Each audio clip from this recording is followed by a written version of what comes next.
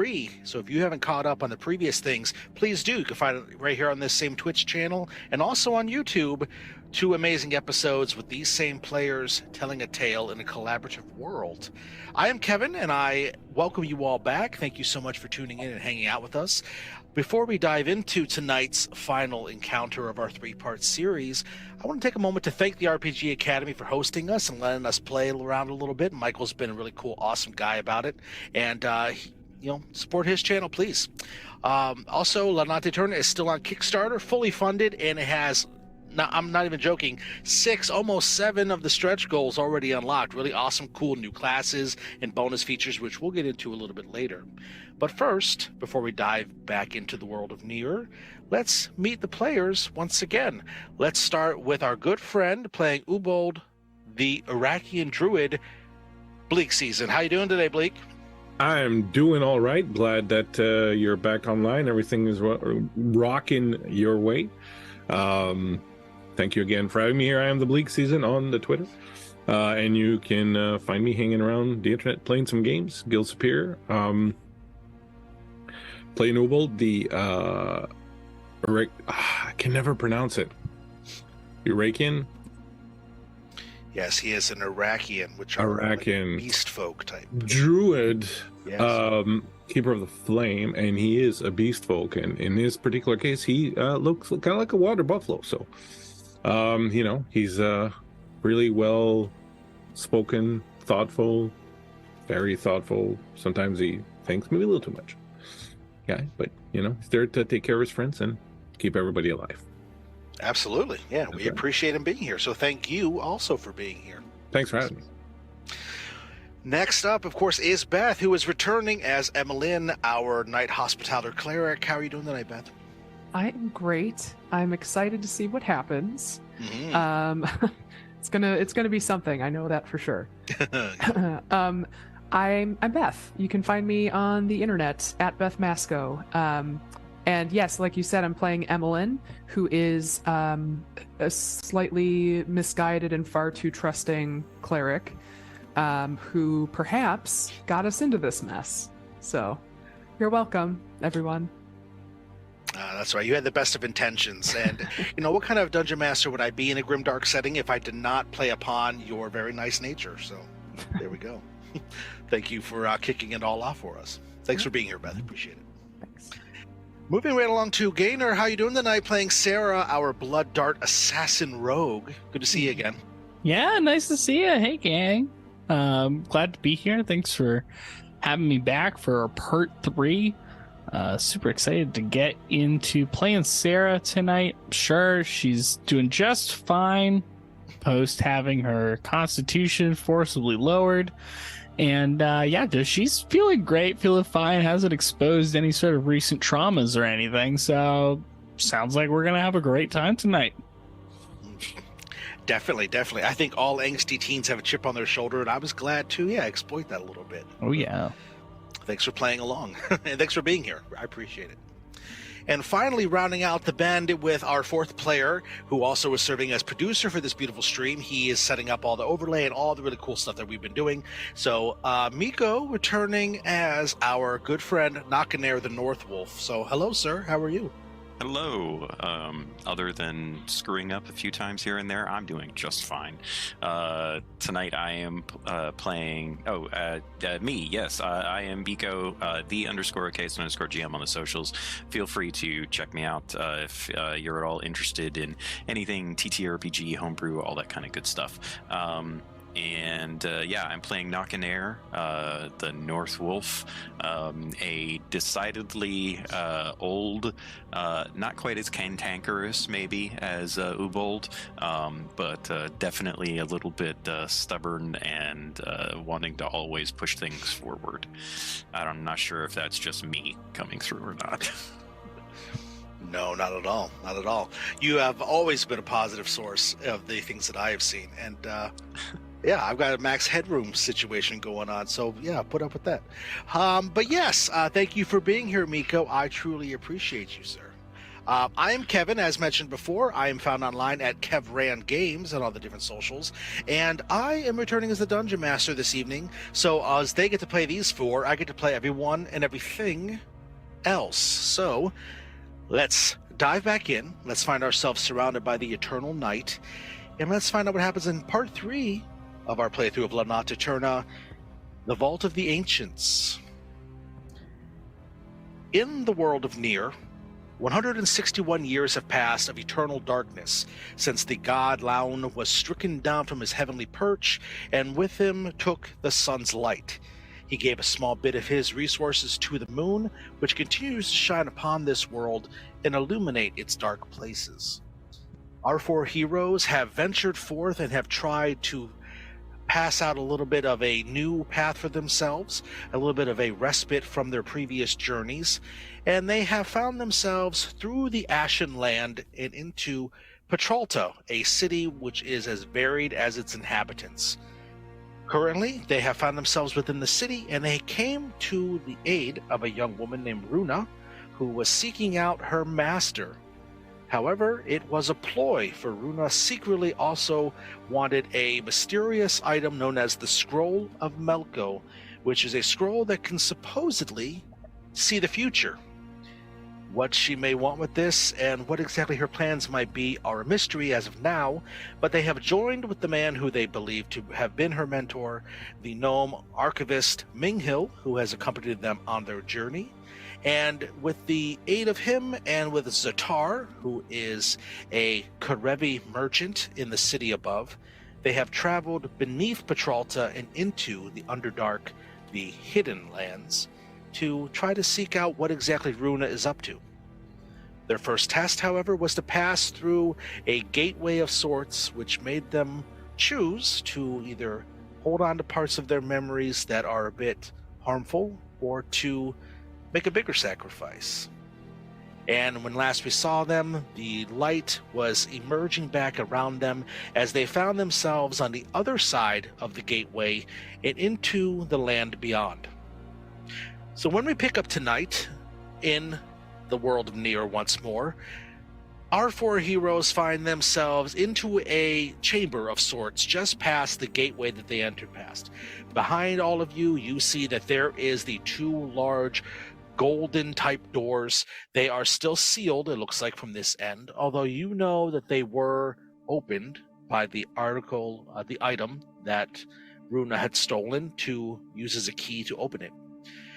You all come to, you're all a bit disoriented for a moment. Sarah, you especially, because you paid a bit of a sacrifice of part of your spirit to gain entry through the gate. When you all come to, you look around, you see that you are in a darkened chamber that is partially illuminated just by the presence of you constantly being in a dark, lightless world.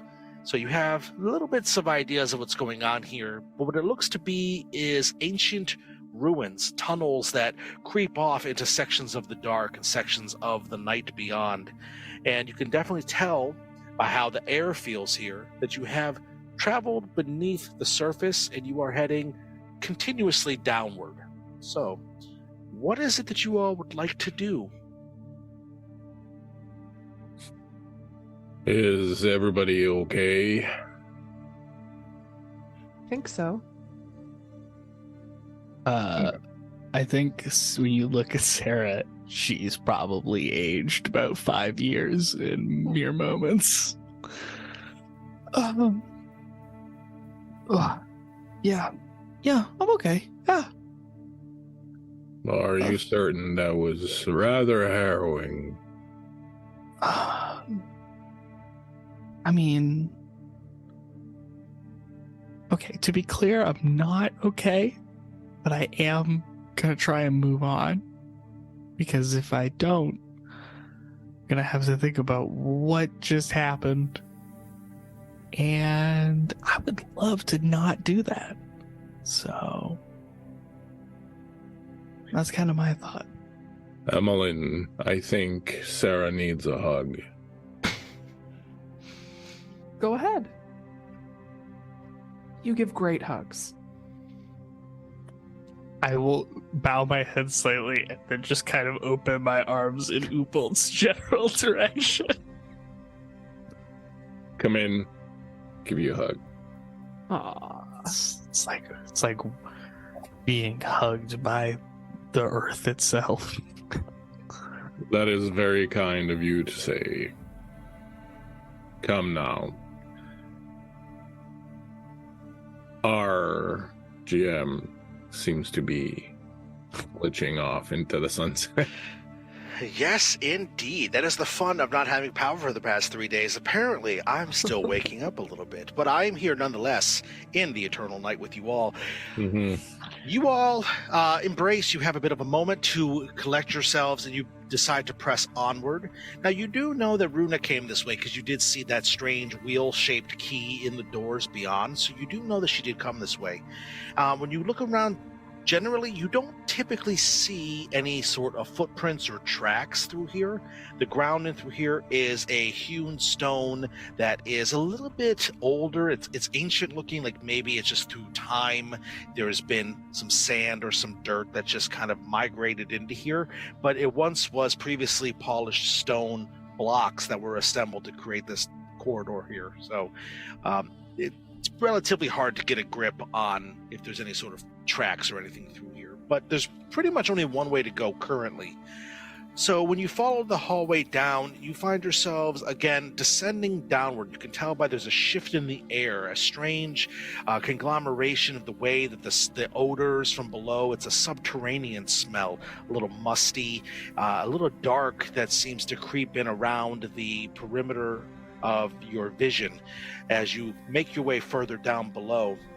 And as you travel onward, you eventually come to a section where the floor actually opens up into a three-pronged chamber beyond. So basically what you see is imagine a small centralized area that has three paths off of it that continue onward. Oh, good. Another choice to make. We all did fine with the last one. Right. Fine. We'll go with that. We'll take a look to see if there are any tracks that might give us a suggestion as to which way to proceed.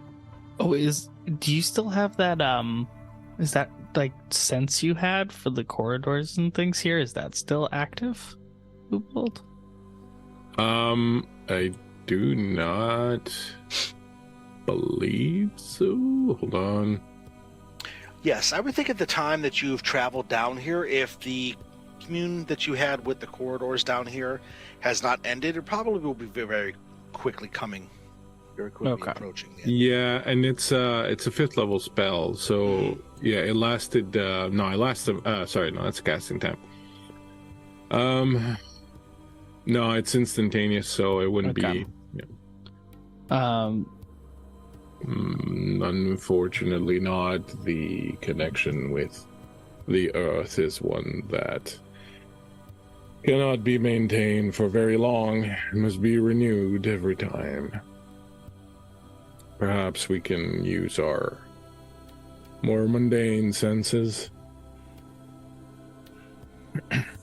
I will do Can I do some sort of check to see if I can spot some tracks? Or... Yeah, I'd love to do so as well. Yeah, absolutely. If both of you, or anybody really for that matter, would like to make a survival check. Whoa. That I can do. 23. Nat 20. Yeah. Wow. 22. Look at 22? you. Wow, we're killing it, gang. We see everything. Yeah, we're telling it now. Wait till we get into a fight, and then it's gonna be. It's Runa. She's right there. Yeah, that's it. She pops I out kill and her. stab you all. Excuse me. Yeah, so you all look around, and it's pretty easy to discern that even though these corridors are ancient, and although they all look pretty much the same, that the corridor off to the left does seem to have a slight disturbance in the floor. Again, there's not really a space for tracks to come in here because the floor is still relatively stone, but there is a little bit of a discrepancy between the way the floor looks in the other corridors that probably there is movement this way.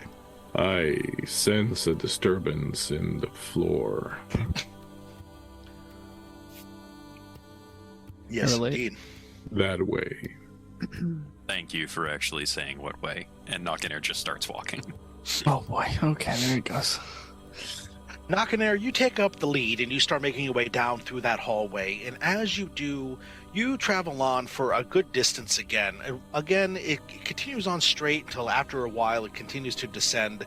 This time in a slightly curved shape, almost as if you're walking down an incline of some sort as it continues to descend.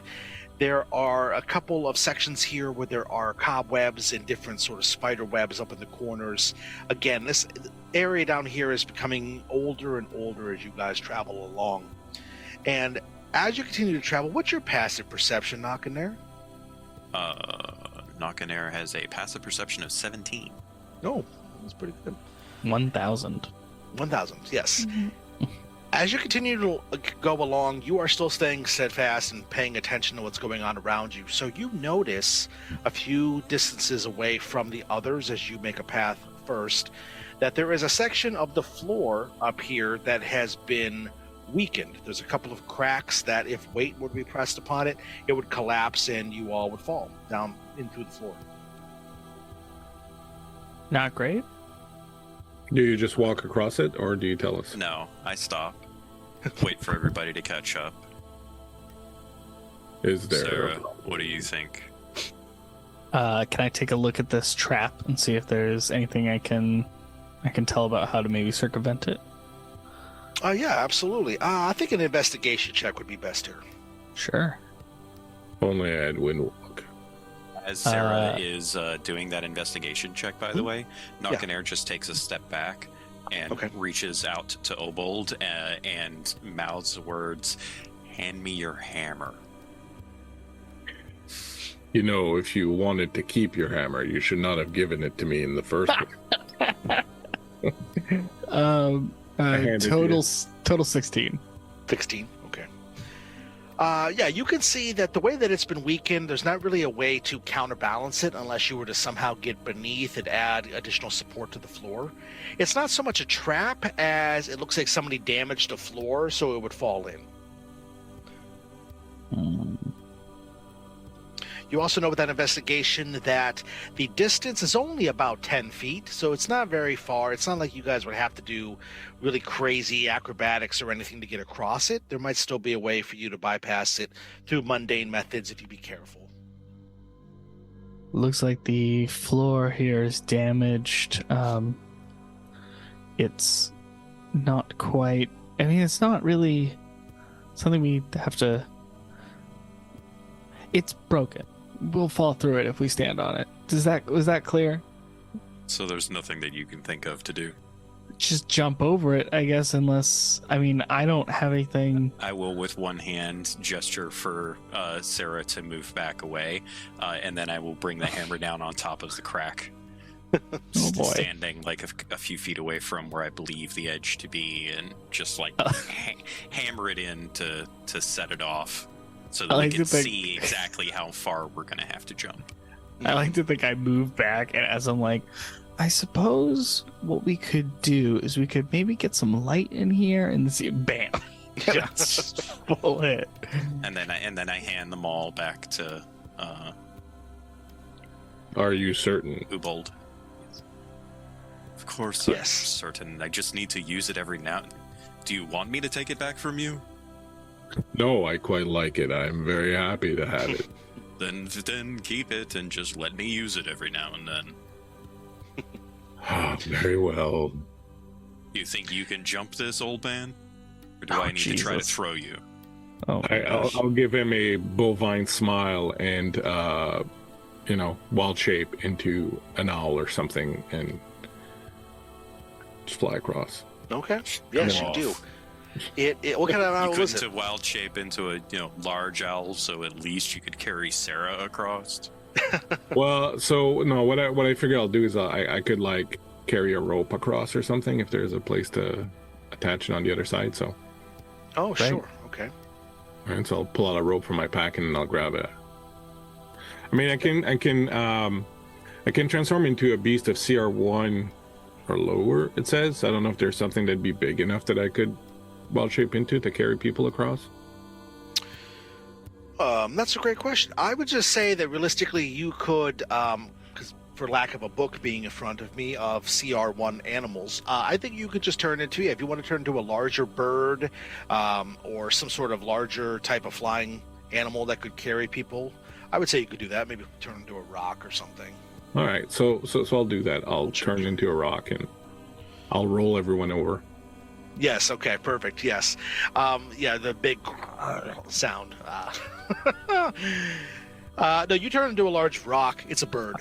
And you fly across, taking the rope with you. Do you turn back into Ubold on the other side, or do you stay a bird? Because it would probably be hard to tie things off in the bird shape. Yeah. I'll reshift over to Ubold and look for a place to tie the rope.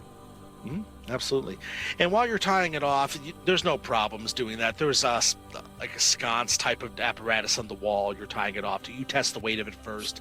It's definitely going to hold. And while you're all doing this, getting ready to cross and everything, Ming Hill in the back, who's been quiet, you kind of all forgot that he was here with you, says, "These must be the lost corridors of the ancient tyrant known as Nagistar. You see, he was a man who was instrumental in the fall of the city of the Seven Runes, and he specifically was a follower of the evil god Gerard. And he has made this temple into a bit of a treasure trove of traps, you see. He has tried to make it so that it is quite difficult for us to travel through it. We must be ever vigilant, friends. Ever vigilant indeed." You know that there are people who have rebuilt their laws and the very pillars of society based on Garrett's teaching. He perhaps was evil-minded, but this is a little-known fact, perhaps, about Garrett, and then he'll sort of trail off talking about the god for a little while. You see, Ming Hill starts taking notes in his book. I've completely ignored him, and I just lean down to Ming Hill and say, "Do you want me to throw you?" Throw me? Oh, my goodness, I'm not sure if that would be I just grab idea. him and chuck him at Ubold. I'll grab him going, and another little-known fact about this particular god. It's not even really an issue. You just gotta swipe him out of the air. That's it. And Ming Hill is a small and frail. He's an older gnome, so he's very light. There's not going to be any sort of roll necessary for you to do this. You fastball special him over the break in the floor. Ubold, you catch him. You set him down on the other side. Oh and he just looks, well, okay then. And he adjusts his glasses and he gets back to writing in his book, taking notes of what you were talking about. He listens to your dissertation about Gerard with a lot of interest. He's always seeking new information, so he is happy to hear this. I pull down my hood and stand in front of Knocknair and get into position waiting for him to throw me. All right. I'm ready. Just grab her by her armor and give her a chuck. Here we go. Okay. Go ahead and make a athletics test, please. I really should just be jumping, but if you can throw me, might as well. I'm not expecting her at all, so at this point I'm just talking Natural 20 for a total of 30. I think that'll probably be good. Do this. Yes, get those natural 20s out now, guys. Aw, Yeah. beans. Oh no. Yes, he throws you across the chamber, and you deftly move and you jump and land on the other side in a steady stance. You were ready and prepared for this move. Maybe you've even done this before, so you are on the other side, no problem. It leaves just Knocknair and Emmeline on the previous side. Now I will- I stand as if I'm going to catch Emmeline. Oh. I will kneel down and clasp my hands down in front of me as if to offer Emmeline a spot that she could land and I can boost to have her jump across. Excellent. Fantastic. Yeah, she'll Yeah. absolutely just Really go good. for it. Okay. Just I'll ignore the rope that I at great peril. No. The Essentially. rope is there for safety. It's a fail-safe. Yes. Yeah, it's fine. Go ahead and make an athletics test I'm with advantage. great at that, so this is going to be good. Another little known fact is that up north, where Knockenair comes from, the national sport is called caber tossing, where they grab great big pillars, chunks of fallen trees, and It's 19. then throw them at each other, trying to catch and trap each other underneath them with the force, or pure physical brute force. It's a very interesting sport to watch. However, the participants tend to have very short careers. Ubolt, Yes. we're trying to be maybe slightly discreet here, walking into perhaps our death, so... I apologize. I've been standing behind Ubal, just like, Yes. Dennis. Mimicking what he does. Yes. But Emmeline, yeah, you jump across the other way, and you are an elf. You're very deathed and lithe, and you jump across, and you land on the other side as well. You all turn back to Knockenair, who stands resolutely, and he prepares himself to jump over. I will take a running leap. All right. Please make an athletics test for me. watch Dark there for this. Now's the one. 25. Excellent. Okay. Yes, with a running jump, you leap across the way and you land on the other side, a little loudly, but nothing that's too out of sorts. You all have crossed the chasm, if you can call it that. It's a small little distance. And you get ready to continue on your journey. All along it was a foot wide. Yes. I pull down the rope and coil it carefully and hand it back to Ubold. Yes. Your plan worked perfectly, Ubold. Yes. Yes. And you guys continue on. When you continue on, you actually move just a short distance ahead before you come to an archway that actually leads into a open room. It's about 40 feet squared, and you can see that every wall of this room is lined with these small little alcoves. They are they are lined with metal, probably something as simple as steel. And there, in each of the alcoves, you see there are piles of coins in this one, some gems over here, a goblet. And as you look around, you can see that all of these alcoves seem to be filled with different various amounts of, for lack of a better description, treasures. Let us remember the alcoves that we came across before. They were quite dangerous. I would suggest we do not attempt to take any of the goods placed within these ones. What have we need them for? Sarah's halfway to grabbing them, but Ubold's I was talking to Sarah.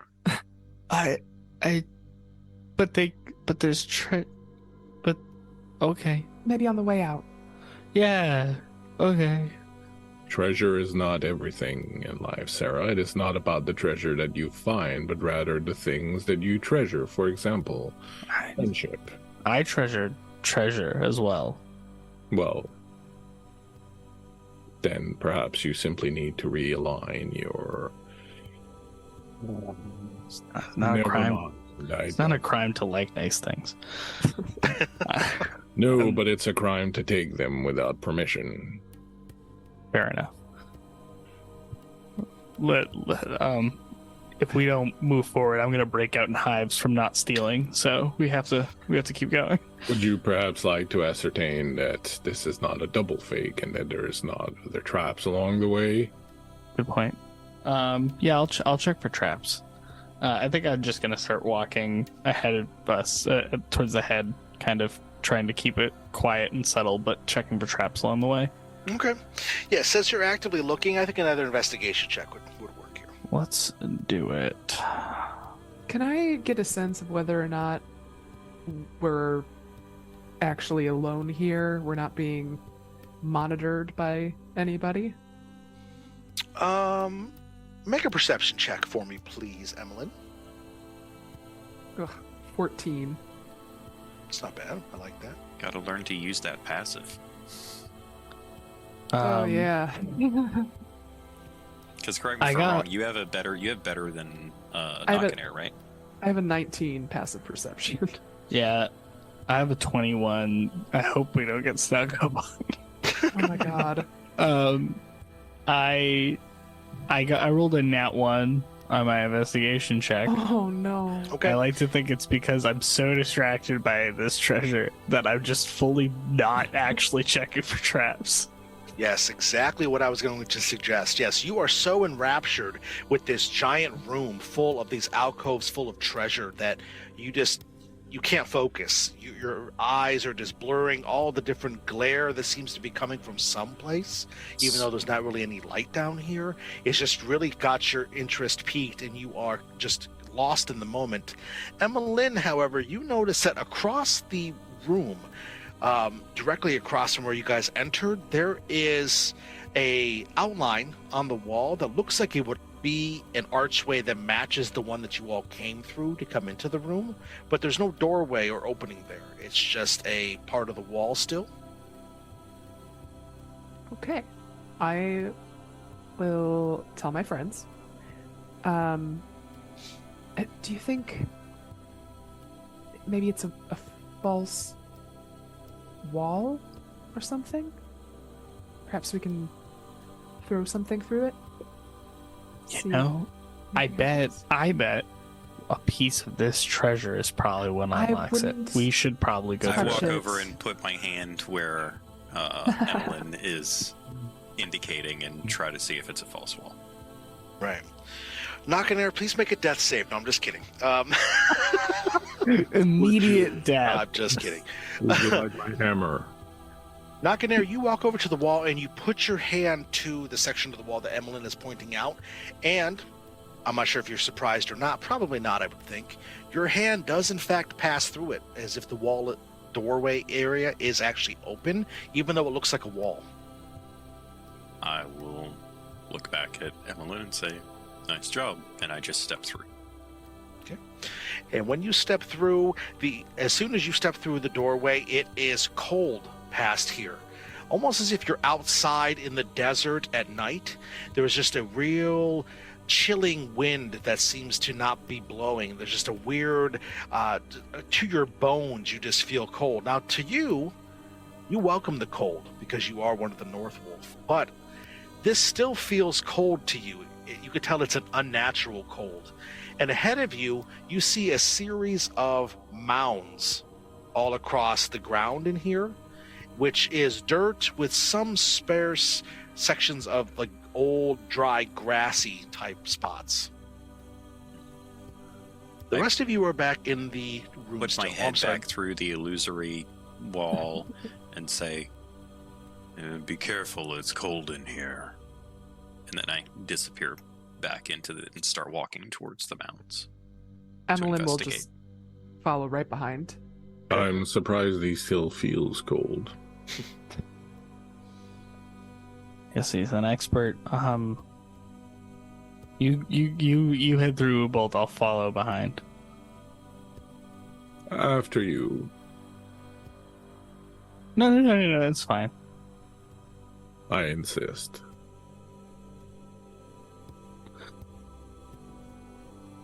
You know I was gonna steal the treasure, huh? Yes. Yeah, okay. Now let's just go through. I'm helping the better angels of your nature win. That's You'll thank me someday. I'm sure I won't. and I pass through the door. Absolutely. Ming Hill, are you coming? Oh my god, Sean Big Hill. I'm so sorry. You scared the absolute shit out of me. Yes, Ming Hill, he follows in behind Sarah. He looks, he goes, "There are quite a bit of treasures here, but I don't suggest we take any of them. You see, it could all be part of the illusionary distrust that's built into this place." Big Hill, literally? Has anybody ever told you you're really hard to be around? Only my second ex-wife, but that's another story for another time. It's wild that that's come up twice. You know, if I had $1 for every time that came up, I'd only have $2, but it would be, pretty strange to happen twice, right? What's $1? Yeah. Oh, I don't know. It's something that I heard of from a far-off land. Once everybody's gone through, I steal the treasure and then move through. Yes, and then you leave them all here, seal the door behind. Yes. My plan worked. Master Wow, of the and- long con, for sure. That's right. Another betrayal. Right.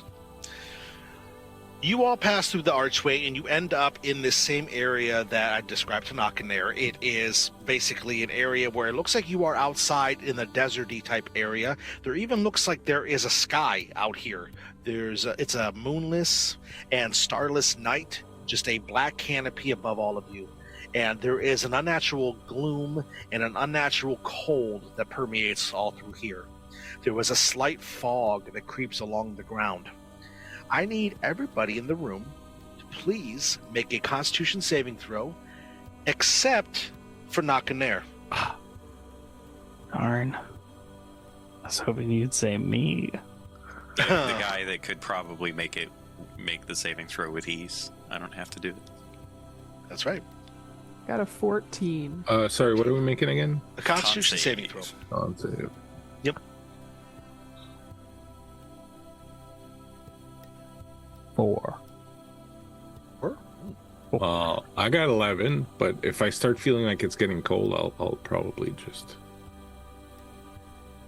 Oh, you definitely feel Five? that it's cold for sure. cast. No, don't I have it? Oh, no, I didn't take it. I was gonna take it your heat and cold, but I didn't take it. So never mind.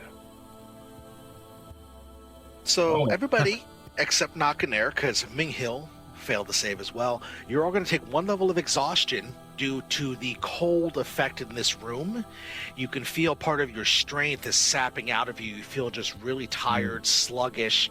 It's almost like you haven't slept for... I mean, now, granted, when you guys arrived in Petralta at the beginning of this little journey here, this has all been the same day, so you shouldn't be this tired, but you feel like you've been awake for a week and hard marching and battling during that time. So you just start to have that just catch up with you. You could feel sluggish, and so you have disadvantage on your ability checks for the time being. Nakanair, however, you're not affected by this cold because you are a North Wolf. So you actually welcome the cold slightly. You feel invigorated. Even though you can feel that it's cold here, it doesn't affect you like it affects your companions. He's And- to oh, take go ahead. off his shirt and say it's brisk. I think brusque was the word of the day last time we played. Yeah. Yes. Why would I need to take off my shirt to say it's brisk? For fun. brisk, baby. It's cold. Was there another passageway that we should have perhaps taken? Yeah, this one's the cold one, I guess. I'm going to stand as close to Ubold as possible. Okay. Just You really notice get that in there. Ming Hill is doing the same. Get out of here, I'm- Ming Hill. Who, I'm going to who are you? shrug and go over to the piles that you had described and investigate them. And as you approach, you see that there is actually a semi-bricked cobblestone-like pathway that starts to emerge up out of the sandy area through here. It is winding almost like a river or like a snake as it moves towards a structure that you see now towards the distance. It looks almost like a mausoleum or some sort of strange stone structure that wasn't there before, but now you see it as it juts up out of the sandy area around you. You notice too that there are some other stones. Some of them are rounded, some of them have points across the top, crenellations almost, that are jutting up at irregular angles up out of the sands as well. And all at once, it hits you what these are, Nakanair. These are headstones. You've entered into a graveyard of some sort.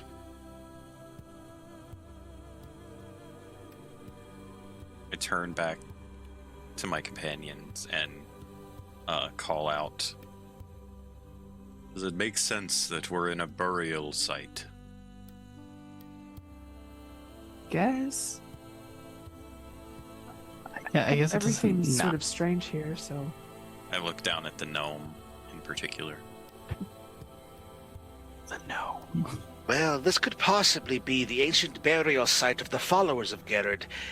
They would often seal themselves up in this underground chamber to make sure that their bodies were not tampered with after their demise. It perhaps would stand to reason, and he looks over towards the mausoleum, and then his eyes go wide. And Emmeline, from where you're standing, you can see past everyone else because I guess you're all in, let's say you're all in like a circular type of formation, like a huddle, and you can see the way you're positioned that you are most directly lined up to look at the mausoleum. You see a figure, again, like the mausoleum did, like the headstones did, just emerges out of the dark and is standing there on top of the mausoleum. And Runa locks her eyes with yours. Runa. My. You are rather persistent, aren't you? Oh, you're here also? This is pure happenstance. Is it? Do you know that I truly believe in destiny, far beyond anyone else that you probably have ever met? Every step between you and I has been carefully orchestrated, as the scroll will fully divine once I secure it. I see you brought that old fool with you, she says, motioning towards Minghill. Well, you did hire us to bring him to you. I hired you to find him so that I could secure the wheel, so that I could open the doorway. I didn't think that you fools would be stupid enough to follow me.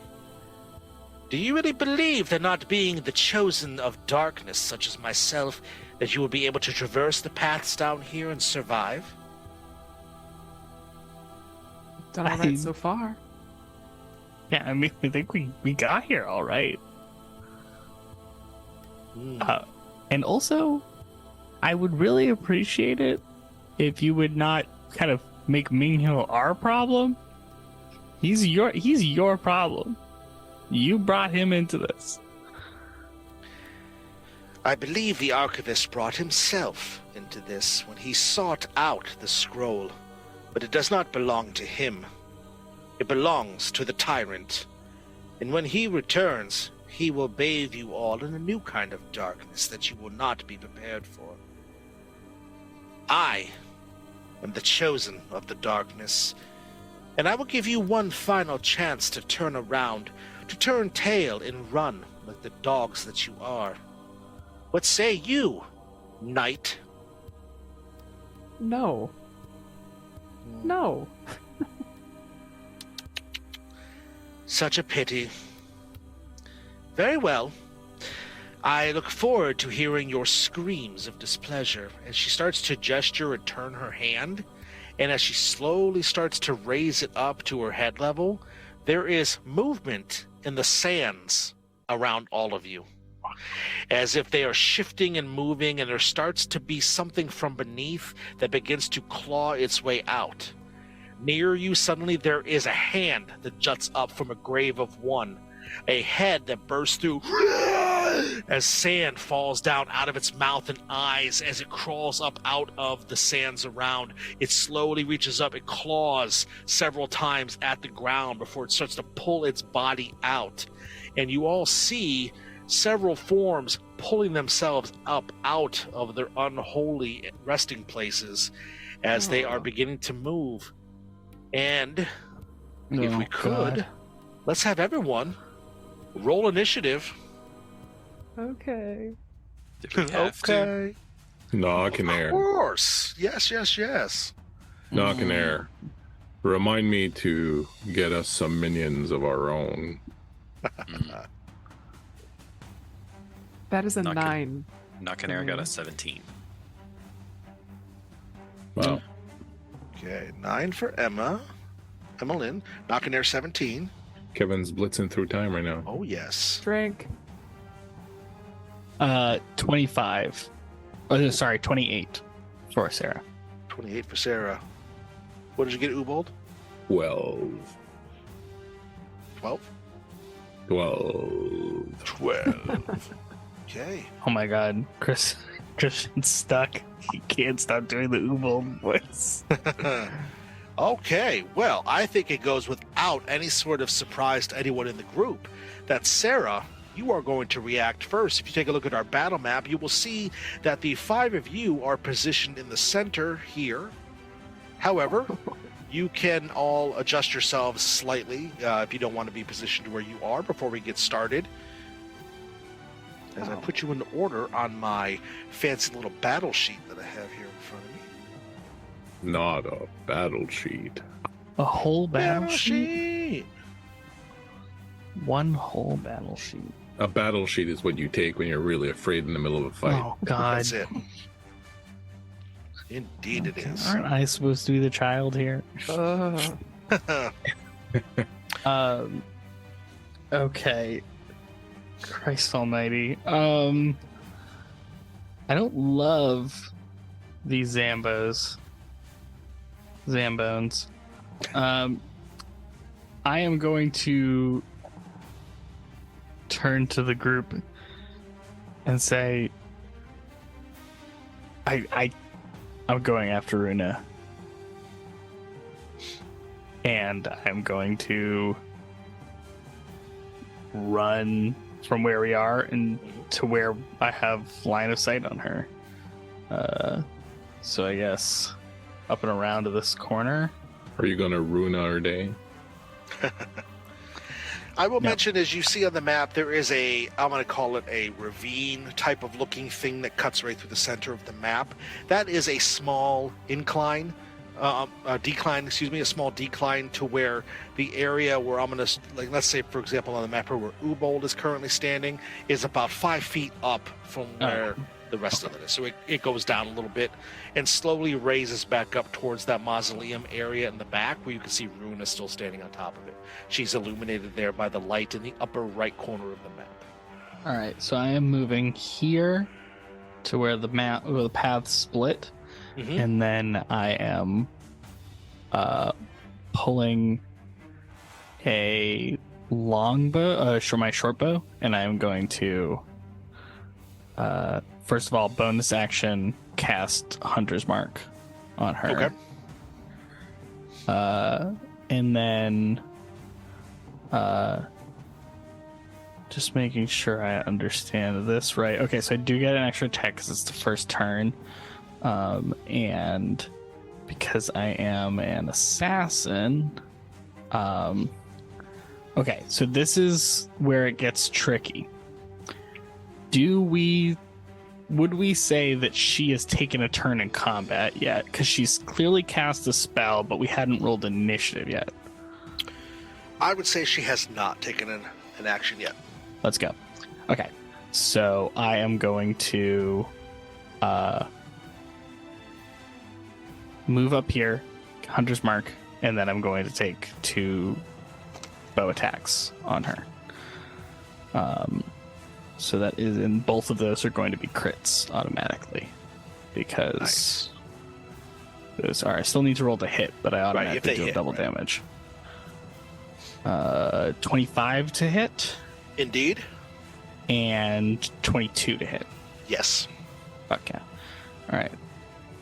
So that is going to be 13 plus another d6. So it's 19 damage on the first hit. Ooh. And 15 damage on the second hit, so total 34. And then I deal an extra 1d8 of piercing damage because I am a Gloomstalker.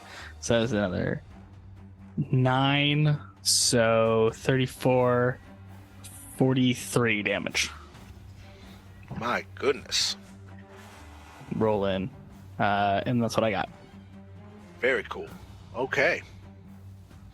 And as you fire upon her with the short bow, it lances out. You see both the arrows sink into her as she starts to move and flance is not a word, and dance around them. And as she does so, you see the shadows start to wrap and move around her, much like they did when she teleported out of the thief hideout where you all found Ming Hill. But she continues to move and dance around it. And then on her turn, she's actually going to move and gesture, and she does a movement with her hand, and there is something that darts out of one of her hands as part of her movement. And 26 to hit you, Sarah. Yeah, I would say that hits. Yeah, I would just. I'm gonna take a wild guess and say that one hits. Okay. There is a dart that seems to be made out of a black steel, dark as night, that shoots forward and it hits you in the shoulder. You're going to take 2 8 damage. points of piercing damage. Great. And please make a Constitution saving throw. Wow, really? Mhm. Great. Lovely. 15. 15. You could feel that there is poison that starts to course out of the dagger as it stabs into you, but you shake off its effects for now. And she is going to actually move in a way that's going to have her actually slide off towards the side of the mausoleum. And she disappears into the shadow that is next to it. Okay. Knocking Me. It is my turn. Let's see. I think I'm going to move. I can get all the way to this guy. The barbarian speed bonus. I'm Definitely. going to rage as I rush over and start attacking this individual here. Perfect. You move up to one of the zombies as he is about chest level out of the grave. He sees you approaching. He starts clawing towards you. And so, first attack is a 17 to hit. Oh, yes. Okay. That is 16 points of slashing damage and 7 points of cold damage. Okay. And then the second attack is a 21 to hit. Yes. For another 15 points of slashing damage and 10 points of cold damage. Okay. So you move up, and as he starts clawing at you, your first swing of your greatsword slices through both of his arms at the elbow, and they disintegrate as they fly off of him. They evaporate into cold mist that spirals down to the ground. You reverse arc the sword and you slice, and his head flies off and does the same.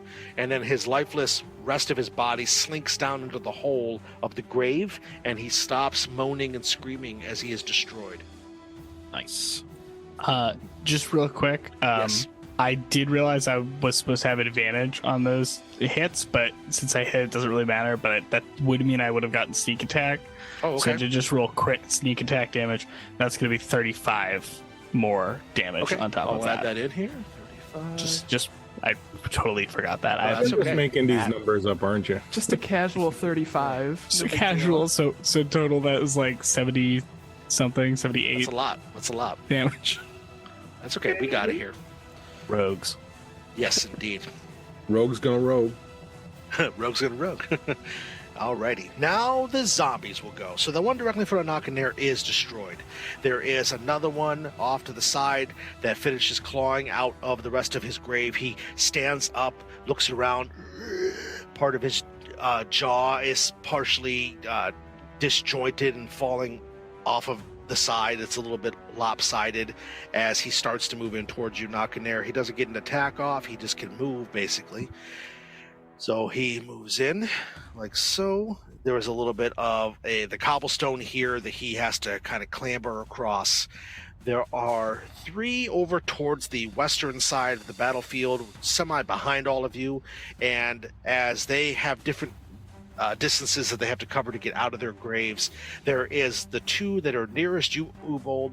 They finish their turns by clawing the rest of the way out, pulling their legs up, clawing and moving up to their feet as they start moving towards you. You can see one is moving with a pretty heavy limp, and there is one in the back who is closing the distance as well as they all continue to move. There are 2 other ones towards the southern end of the graveyard who come up and start trying to move forward as well. So really that's all the zombies do for now, is they're all just converging, moving in closer towards all of you. And Ubold, as you see those 3 approaching, it is going to be your turn to react. Is it a thriller? Yeah, that's it. I am going to fire up an erupting earth, which is 40 foot cubes. So I'm assuming I might be able to get all 3 of them. These 3 here. If you can't get all 3 of them in a 40-foot cube, you're not aiming well. No, you can hit them all. All right. So I'm gonna drop that Suffer and Succotash right on top of them, and I'll try to like start it like as near me as possible, since it's gonna make it difficult terrain, so it's gonna slow their asses down. And so you need to make It's gonna slow just their asses down, though. The rest of them will be everything fine, else is right? gonna continue. Well, you know, who wants zombie butts? I will do it at 3rd level.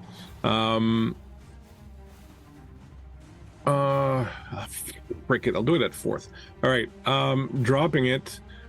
Give me a dex check, if you would, for them. I'm rolling with away where they're all. Dexterity saving throw, sorry. Oh, sorry. What is it? Dexterity saving throw. I said Saving throw. check, but it's saving throw. If that makes That's sense. okay. They're all gonna have a 14. Well, they're all gonna fail miserably. Nice. Yeah. So I'm going to do, 4d12 bludgeoning damage. Nice. I love it. I love it too. Except now I'm going to have to math d12s, which, Fountain of churned earth and stone erupts in a 20-foot cube centered on that point. Each creature in the area must make a dexterity saving throw. Additionally, the ground in that area becomes difficult terrain until cleared. Each 5-foot square portion of the area requires at least 1 minute to clear by hand. As I just lift up one of my feet and stamp onto the ground, and the earth just erupts. So that will be 15 plus. So it'd be 23 damage altogether. To each of them? Yes. I love it.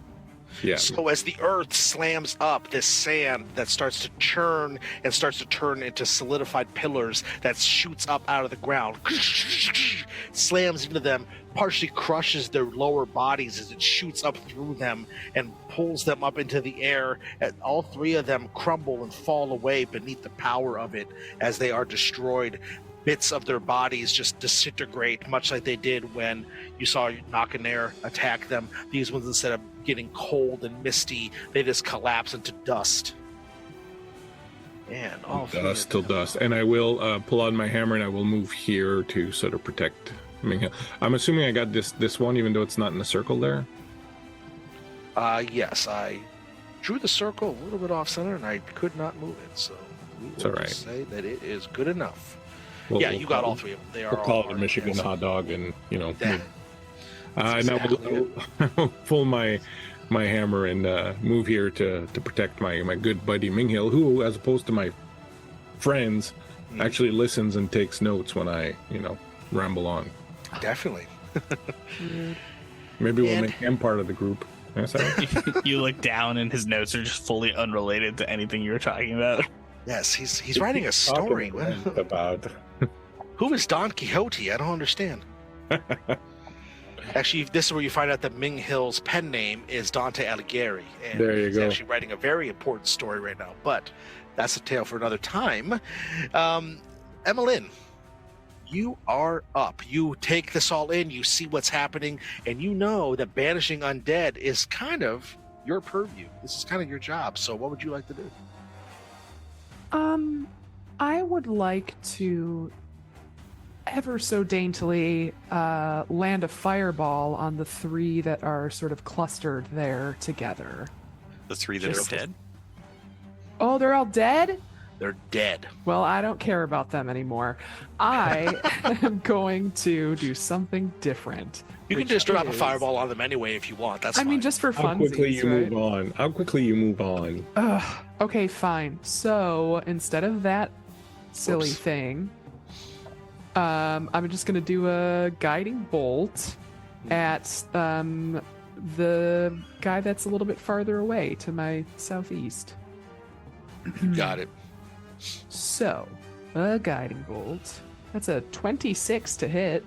I think that'll do it, yeah. Excellente. All right, and for the damage, that is 28 points of radiant damage to that zombie. Whew. Okay. And as you bring your hand up, you channel the divinity that you have. You pull it down, light that fills this entire chamber with super bright radiance. You pull it down, and as it surges down through the zombie, he just is eviscerated. There is light that glances out of all the different parts of him, all the different gaps in his skin because of his rotting flesh. And as the beams shoot out, they take him and he explodes from within, showers of golden light that stream down and destroy him as well. I love that for us. And then I'm gonna move up right about here. And that's it. Okay, and you move up to kind of get between Knockinair and Sarah. Yes, protect Knockinair. Someone has to. Apparently, he's the weakest one in the bunch. Oh. Throughout the chamber, you all suddenly hear it starts low at first, but then starts to rise in pitch. As something starts to emerge out of a smaller mausoleum, a crypt of sorts off to the side. This creature looks a little stranger, a little different than the zombies. Bigger. It is a tall, muscular form, very lean, with large wings that blast out of its back that seem to be made out of shadowy form. Its elongated features are very pristine, very elegant looking. However, it does have a look of menace as it claws up out of its tomb and surveys the area. Minghill, next to you, Ubold, sees this thing. A soul hunter. No. If we can, friends, we have to get out of here now. A soul hunter, you say? Yes, we don't want to mess with them at all. We'll send Sarah to fight it. I yell back over my shoulder. It's true, I'm soulless. Everybody please make either a history check or a arcana check. If you do not have proficiency in those, you can just make an intelligence check. I am assuming that since I am raging, I'm not going to care. Yeah, I wouldn't think you're too worried about what this thing is. You know, the best thing is, though, right, that I keep on going on about all these little known facts about things that happen, blah, blah, blah. My history is -1. Nice. Well, it's because you just know what you know. You don't necessarily That's have a good grasp on history. I got 3 for I got Sarah. 12 on Arcana. I got a 12 for history. Okay. Both Emmeline and Ubold, you have heard the term soul hunter before. It's a bit of a legend. It's a bit of a dare I say, a fairy tale, a story that you tell children to keep them in line. It's not something that you actually are too aware of what it is. It's some sort of spirit that does something to the dead. You're not sure what it does. Oh no. But Massages them gently. that's it. Gives them a loving hug. And we will go back up to the top. So, Sarah, you see this creature starting to come out in the periphery of your vision. This strange creature that, despite everything going on, you heard that Minghill called it a soul hunter. But you're not sure what that is or what it does. Then I am going to hope my friends can take care of it and continue going after Runa.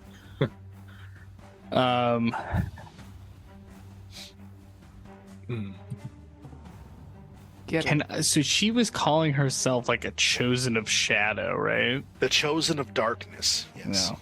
No. Can I?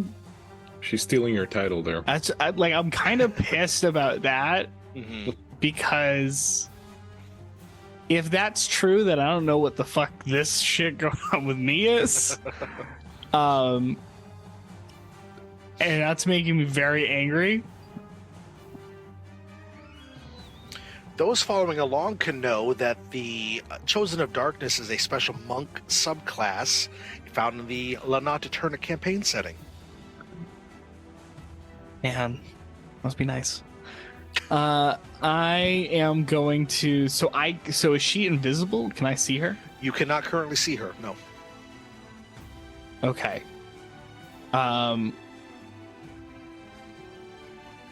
So then I am going to reach into my bag, Mm-hmm. and I am going to pull out a little bottle filled with like writhing shadow. This is just a little piece of something that has come to me in the past. I never thought I'd open it, but here we go. And I'm going to open it up and use my action to release it.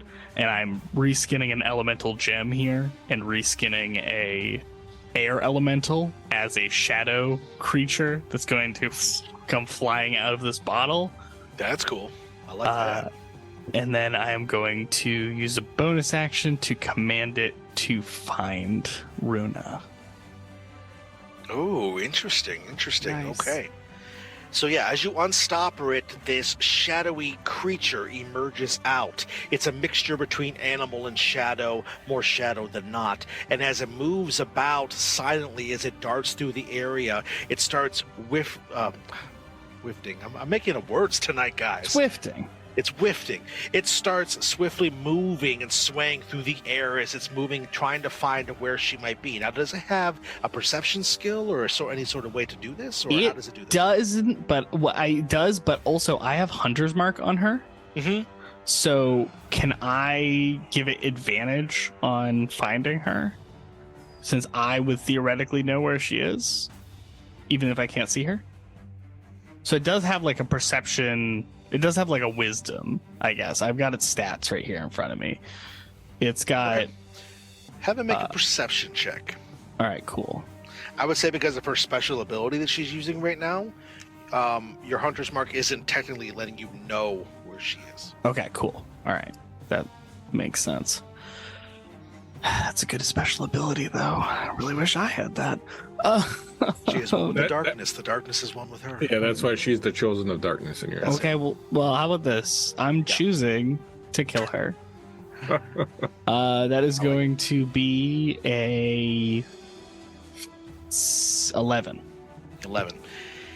The elemental starts flittering and moving around, trying to locate where Runa might be. It starts moving around the mausoleum because you've directed it in that manner, and so it's just moving around trying to find her, and it doesn't seem to have found her yet. All right, then I will... Did I need to use my bonus action to get at that? I don't think so.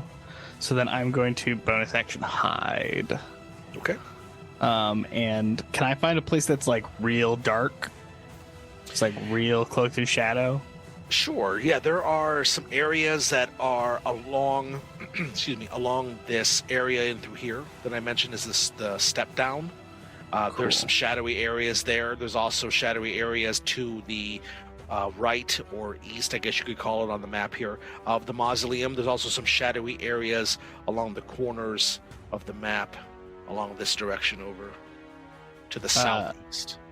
All right, so then I am going to move back into the shadows there, and because I am a Gloomstalker, while I am in shadow, I am effectively invisible.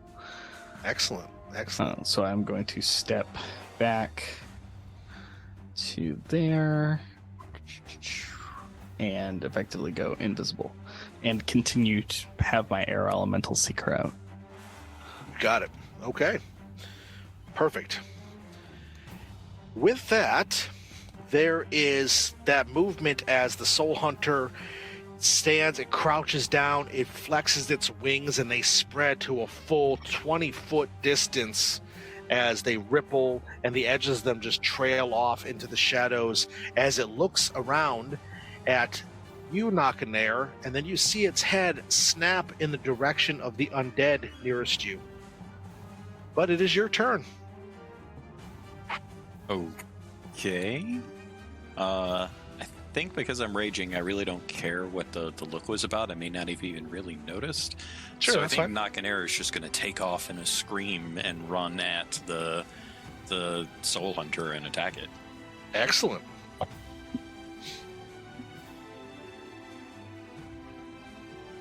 So I will attack recklessly.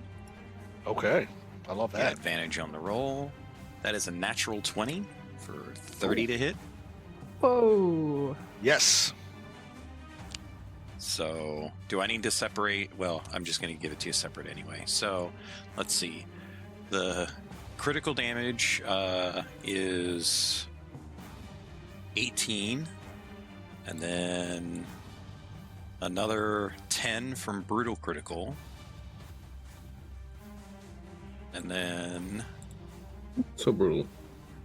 another 14 cold damage. Ooh. Hey. And I am going to use my avalanche ability, which means that he has to make a strength saving throw. Mm-hmm. DC of 16? Yeah, no, more than that. DC of 18. Sorry, 18. 6.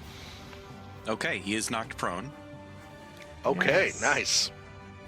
so I will attack him again. Excellent. 29 to hit. It does. That is 18 points of slashing damage Okay. and 8 points of cold damage. Whew. Oh, Wowza. and you know what? You can add an additional 6 damage to all of that because I forgot my rage bonus. Oh, yes. Another 6. Okay. Whew, boy.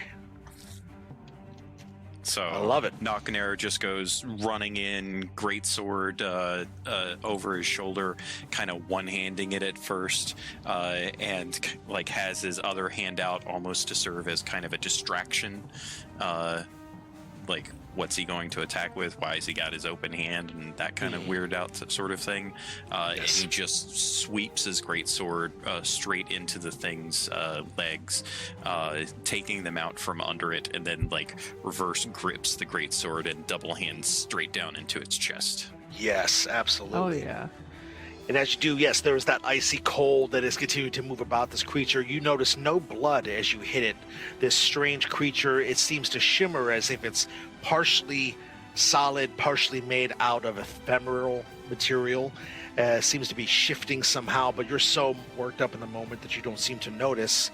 But as it is now its turn, it is going to regain 20 hit points from its regeneration as you see some of its wounds start to seal shut. I got an idea. Yeah. What if it didn't? What if it didn't? Ooh, that'd be pretty How about spicy, huh? no? Also, those follow on, the Soul Hunter is a special monster in the Notte Eterna book. So here we go. These are straight from the setting. Okay, and then it is going to try to get up. So, Knockin' if you could please make an opposed athletics test. Oh, I'm not Kill kidding. him. It can get up. Oh, okay. It's going to get up Yeah. then. And as it gets up, it's going to try to attack you. And Ooh. so I will. Don't Okay. forget to roll with advantage because I did attack That's recklessly. right, because you were reckless. Thank you very much. I needed that. Okay, yeah, it's a little bit higher. So great, thank you. It's going to be a 27 to hit. Yeah, that hits. Yeah, you would have hit anyway. My armor class is not very good. Oh lord.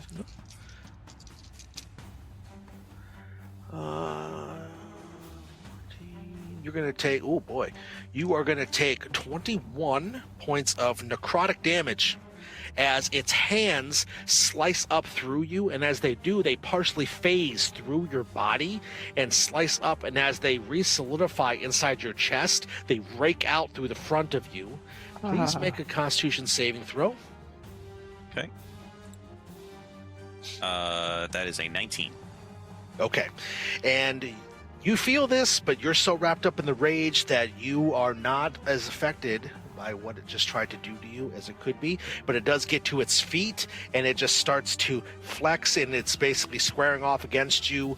The North Wolf versus this strange creature of darkness, the Soul Hunter, is ready for you. So the zombies that are still around, there is one that remains over here that it starts charging as best it can. Zombies don't really charge. It starts moving in towards you, Emmeline, and as it does, it's going to try to attack you. Sure.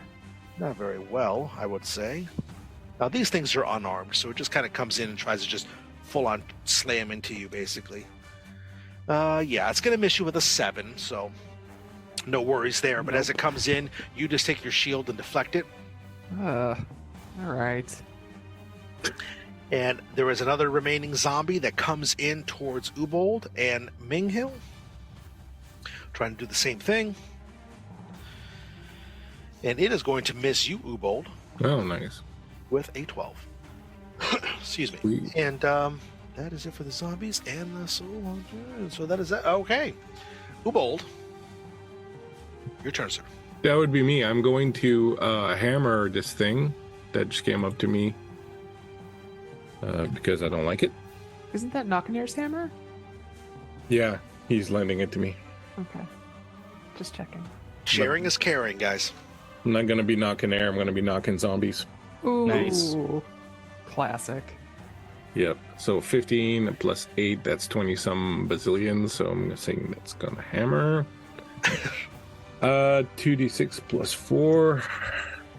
So that's 7, 11 total damage. To the zombie. Yep. I'm going to... How far is it from me to... Is Knockin' Air within 60 feet of me? Yeah, I'd say he's right on the edge of that. All right, so I'm going to bonus cast my Healing Spirit. Oh, yes. The oxen emerges out of the twilight. Oh no, look, it's a Oh, not an oxen this time. it's a warthog now. Oh, very cool. Very Because cool. Hero Whoa. Force an oxen. That's a Hakuna Matata, baby. giant hug. So, yeah, you can make a lot of Michigan hot dogs with that thing. So I'm going to drop it over here as a bonus action on my main Knockin' Air. And I will stay in front of the zombie so it doesn't attack the Ming. Yes. The warthog emerges behind Knockanear and comes in to aid him. Yes, I love it. Okay. Emmeline. Zombies. Zombies. They're here, Soul they're Hunter. there, they're everywhere. I'm going to, first and foremost, take a solid swing at the zombie in front of me. Mm-hmm. With my... Let the dice decide if it's solid. It's Yeah. solid, okay? Trust Solid. me. With my just gigantic radiant mace. Fucking solid. Okay. 19 bold. to hit. Oh, yeah. All right. And that's going to do a respectable 9 points of damage. Okay. Okay. And then I'm going to, for my bonus action, I'm going to send out my spiritual weapon right behind the soul sucker and give it a little 1-2 with that guy as well.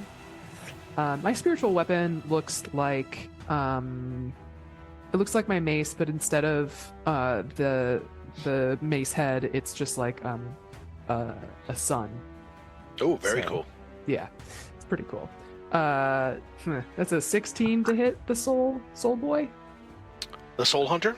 Yeah, That will unfortunately miss. that's fine. That's fine. It's there for next time. No There problem. we go. Sorry, I don't know what Soul Hunter. I'm pretty sure it's called the Soul Boy. Soldier Soul Sure, Boy. we Soldier Boy. Soldier Yeah. boy. And then I'm just gonna come around to the other side of this zombie as well. But Travis Barker's version of Soldier Boy. There we go. It's a great cover. 10 out of 10. Go look that up as soon as you're finished with the stream. Everybody's checklist, homework. Yeah.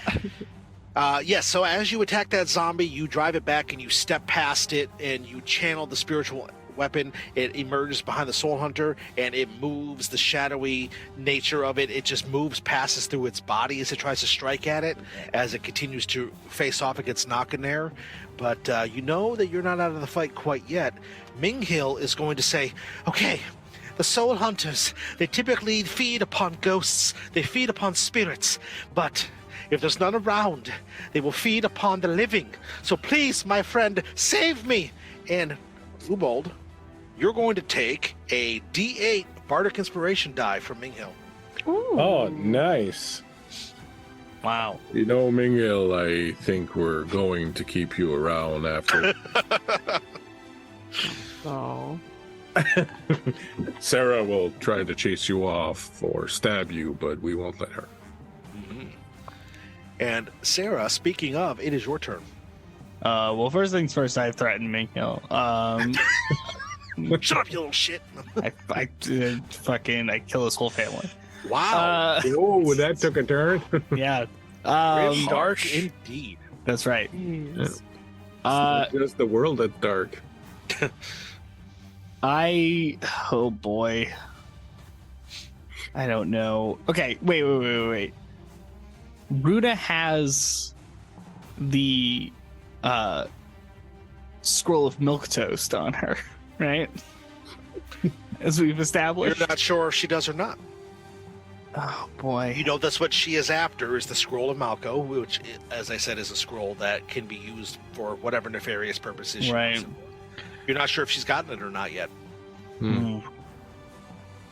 And so she either has that, or she has the key that she stole to get in here, right? The object that she used to get in here. No, you guys found that attached to the we door found that that. you Yes, passed yes. through, the one that sucked some of your soul out. Okay. Did I see anything of note on her, like a weapon or anything like that that might be? Because I'm trying to think if I can use locate object to find her here. Oh, I see. Interesting.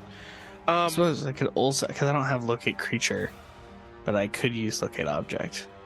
Yeah, you notice that she is she's changed her clothes since you guys saw her last, whereas before she had kind of just commoner type clothes on. Now she's wearing dark baggy type clothing that's tightly wrapped around her forearms and her shins. She's got a sash on, a little bit more of a martial type of look. You didn't notice anything out of the ordinary except for let's do this. Make a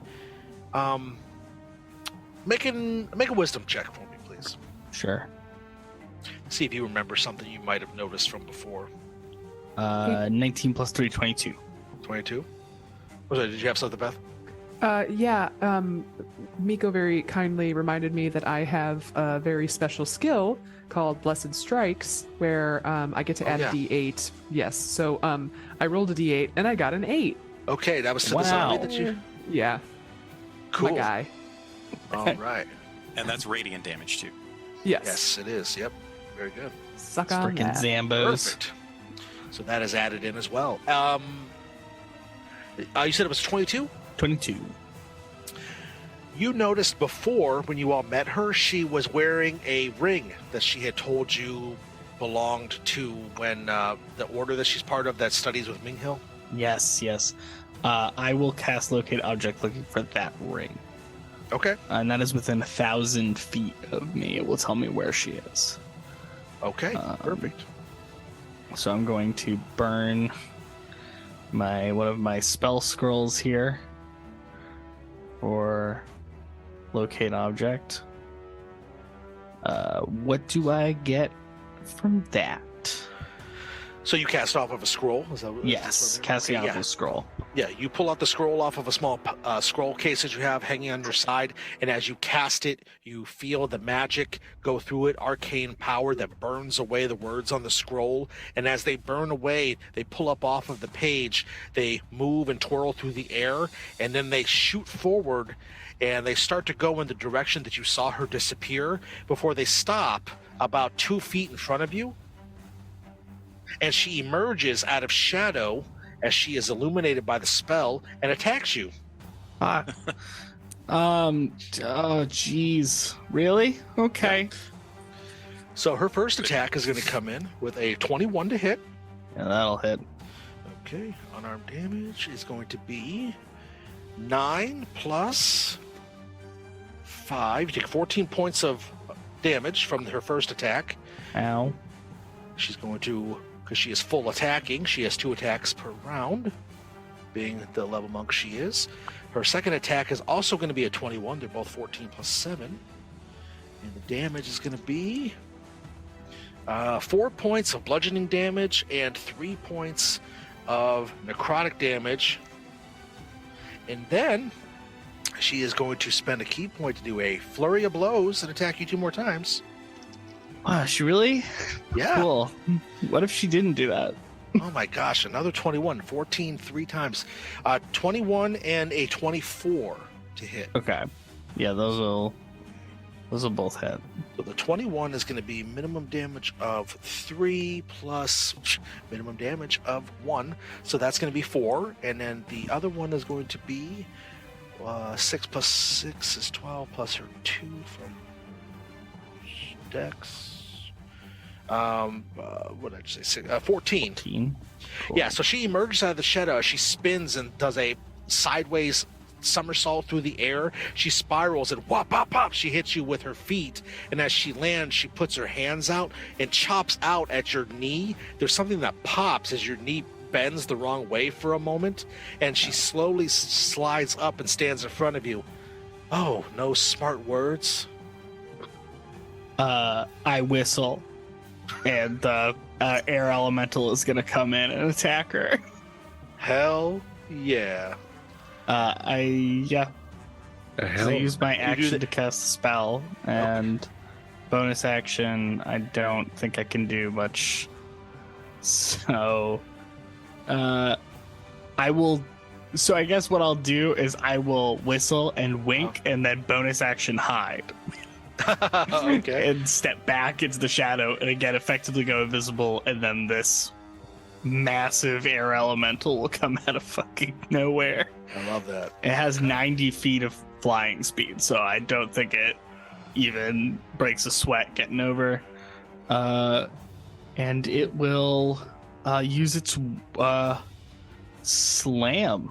It'll make 2 slam attacks on And her. Where did Does it this? hit? Where did the chick appear? She's right here. I was just moving her. Didn't she just attack Sarah? Sarah. So I'm actually here. I think The she's wrong actually person? here. I'm sorry, Yeah. that's the wrong person. Yeah. Yep, she's over there. Thank you. Gotcha. So then air Make my elemental. map bigger so I can actually see what I'm doing. Yeah, she's not attacking a zombie. That'd be weird. It'd be kind of hilarious for her to do that, though. First hit is a 19. Yeah. Okay. And the second hit is a 21. Yep. Cool. All right. So she is going to take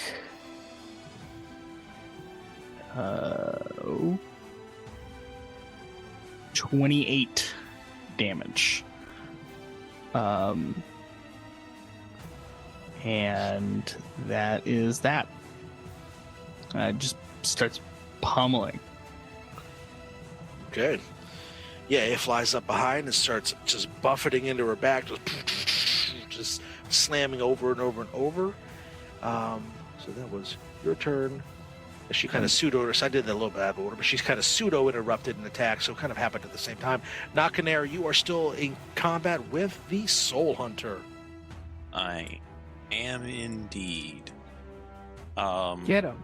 The healing spirit happens at the end of my turn as long as I don't move, right? That's right. No, whenever you start your turn Okay. in it, so, So how much do I heal?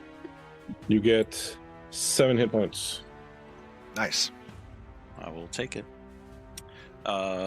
Yeah, so we'll continue attacking recklessly, of course. Hmm. First attack is a 21 to hit. Yes. That is 14 points of slashing damage, and I remembered to add my rage bonus this time. Nice. And then 6 points of cold damage. Okay.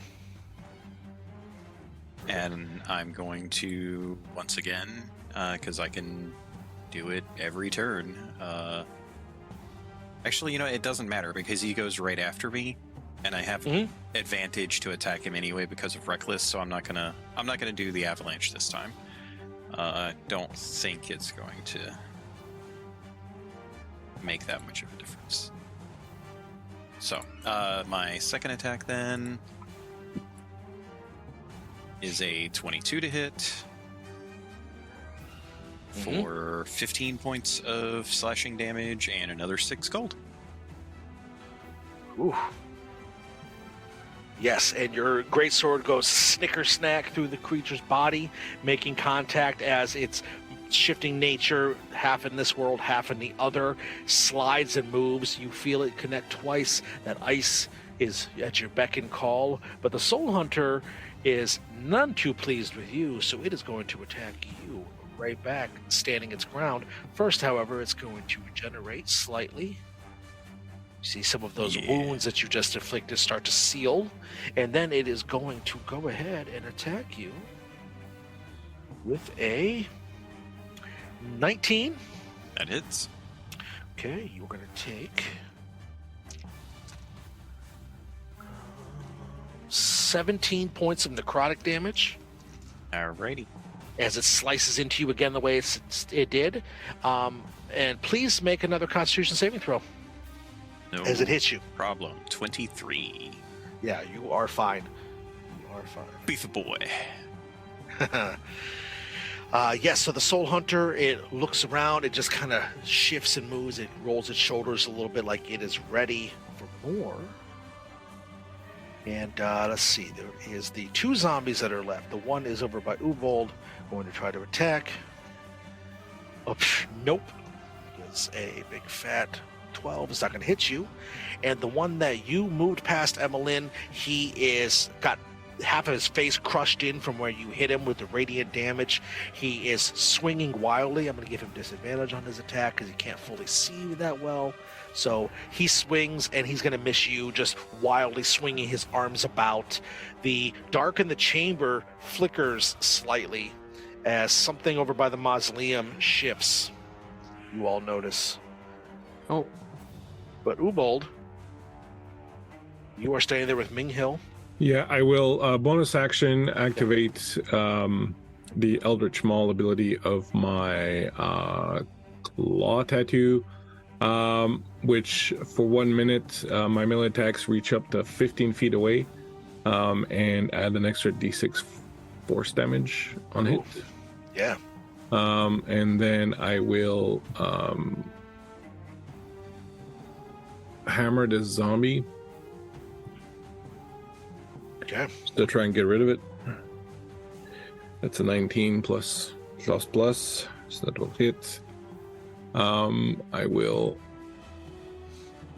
2d6 plus an additional d6. So that will be 17 points of damage Oh, yeah. on this zombie. The maul comes down, much like when Knockin' broke the floor earlier. You bring it up with the two-handed. You really just jump and put all your weight into it. You bring it down, and the thing's head goes down into its body and crushes down inside of it somewhere, and it crumples to the ground in front of you, a broken form.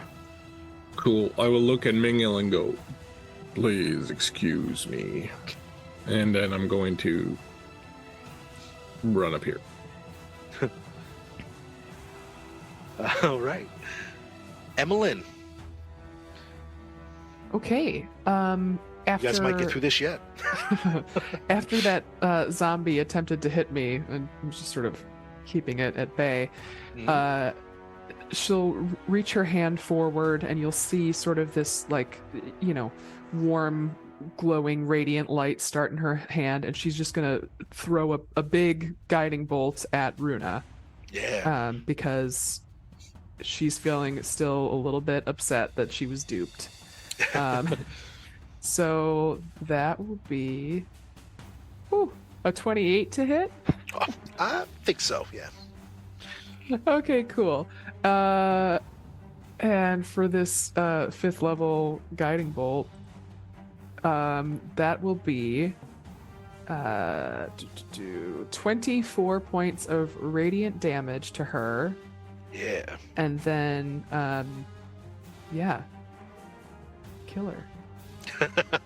Nice. Yes. You bring the guiding bolt in, and it seems to contrast with the darkness that is enshrouded around her. Her chosen nature doesn't protect her from it.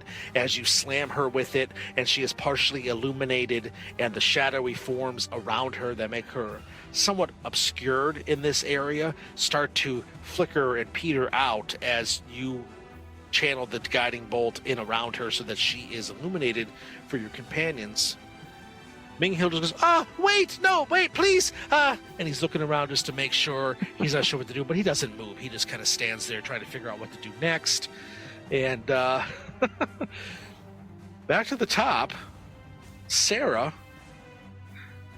you see that there are that motes of light that are around Runa. I have a quick question. Emma, Yeah. did you remember to attack with your spiritual weapon? I did not remember that. Let's just give that a go. Yeah, What a wipe it guy. out. Because that's the only thing that's actually helping Air right now. So Yeah. you, Well, you we'll guys have just like definitely- summoned your spiritual things over near Air, and it's like Yes, I like how the party left you to fight the big scary Uber monster by yourself. It's Nock. fine. yeah. It's not an air. It'll be I have fine. faith in your abilities. Hey, he's the nuclear option. He said it earlier. Even just if he want- dies, They just like, want to gang up on the evil bad chick. yeah. That's Also I'm that. just managing aggro because if I don't help Sarah, I'm never gonna hear the end of it. So you know. It's true. I will be. Wow. I will talk shit if I solo Runa. Would you get an attack Um, roll, Emily? That's a 25 to hit. Okay, yeah, go ahead and roll And that damage up. it's just 9 points of force damage. Hey, 9 points is 9 more. I'll take It's it. true. That's right. Also, That means his regeneration is only 11 points effective next turn. woo! You go. Woohoo! There you go. Would you like Nico, a thanks flaming again for spear? telling Would you me like how a to flaming freaking spear? do it. We will Sure, send you a flaming summon spear if you another want. thing over here. Yeah. I'll send my air elemental over there. It'll There be you fine. go. It's Air and his band posse. of summoned You don't- things. Like Summoned army. we're your team, but really your team is whatever we summon to send it with There you you. go. There you go. I was talking about getting minions earlier. It's That's true. There we go. I have So- tons of so what minions. you're I can saying summon is more That minions. you guys all think Air is just a minion? boy. You are your own minion. We all have minions. You are your own minion. Yeah. You are an army unto yourself, Right. or legion. Be Well, the on that minion note, you let me wanna take see some in the world. heat off of that subtextual conversation. And Sarah, what are you doing? I'm stabbing. I Stabby. step out from the shadows, and I am going to yell, "Who's chosen of the shadows now?" Or whatever the fuck you said. And I'm coming out and I'm stabbing her in the face because I'm pissed. 21 to hit. Yes. All right, and I have advantage on that, so I'm gonna roll one more time just to make sure I don't crit, and I don't, but that's fine. But I am going to do some sneak attack damage. So that is going to be 9 plus 5, 14 damage, and then plus my sneak attack. That is going to be another 20 damage. So, 14, 34 damage on that attack. And then I am going to, I guess you know what? I guess I am going to bonus action hide again. Okay. I think it's cooler than hiding. It's more like I'm vanishing. That's it. Ooh, that's Merge. cooler than hiding, Shadow. right? That's right. I disappear. And then air elemental's gonna come in and attack again. Okay. And I think this time it's gonna use its can't shit it though. So it has a whirlwind ability. Ubold, how confidently do you think you can pass a DC 13 strength saving throw?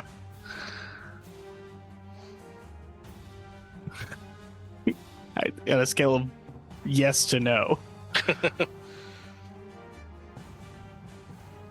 I think in the moment, just do what you think Sarah would do. Yeah, okay. If Ubold is strong, he'll be fine. It's gonna use its whirlwind ability. Okay. And it is going to pick her up and throw her down towards the ground. She needs to make a DC 13 strength saving throw. And so does Ubold because he's in the area. So does of it. Ubold. Yeah. What? Sorry. All the times. What happened? Big wind. The wind elemental is attacking. She failed her check. However, she's going to spend a key point to re-roll it. Well, how about this? Oh, I sorry. hope she fails worse. It's 2 key points. Excuse me. I hope she does bad. So. Natural 20. Okay, well, that's not bad. That's not nearly as bad as I was hoping it would Does she be. take like partial damage or anything? I think she would still take half damage And from she's not that. restrained. Yeah. She's not. Yeah, she would be knocked prone, but she is not knocked prone. Ubold? What was I Because making? she would normally take half damage. Because of her evasion, she'll take no damage. Well, how about this? I hate her. What was I doing? You're Strength making a strength saving throw. If I hurt strength saving throw. Ubold and 13. not 13 Runa. is what I got. I got 13. Okay, so meets beats. So you're fine. You are going to That's take half damage. Just a little bit of damage. It's fine. My hair. It is going. You're going to take. Okay. Only 7 damage. So Only. I just want you to know that the only damage I've taken so far has been from my own teammate. I noticed that Technically- Sarah has now attacked Ubold and Nakanair during this combat. Yeah. During this series, campaign. I've heard. I'm just I gonna point know. that I out. turned to Minghild. You're in, buddy. That's it. I move Ming Hill out of the way and I make eye contact with Emmeline.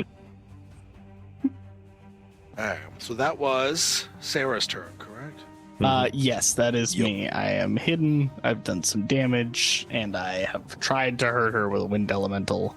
Cool. Runa's going to attack you, Ubold, Why me?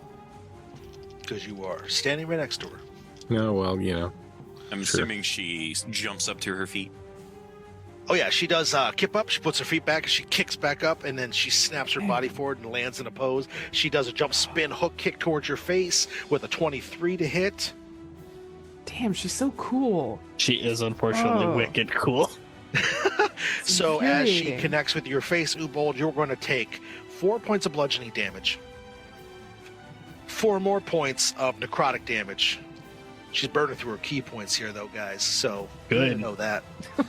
Her second attack is going to be 21. And then her damage is going to be... Whoops, I'm dropping stuff. 6 plus 1, 7.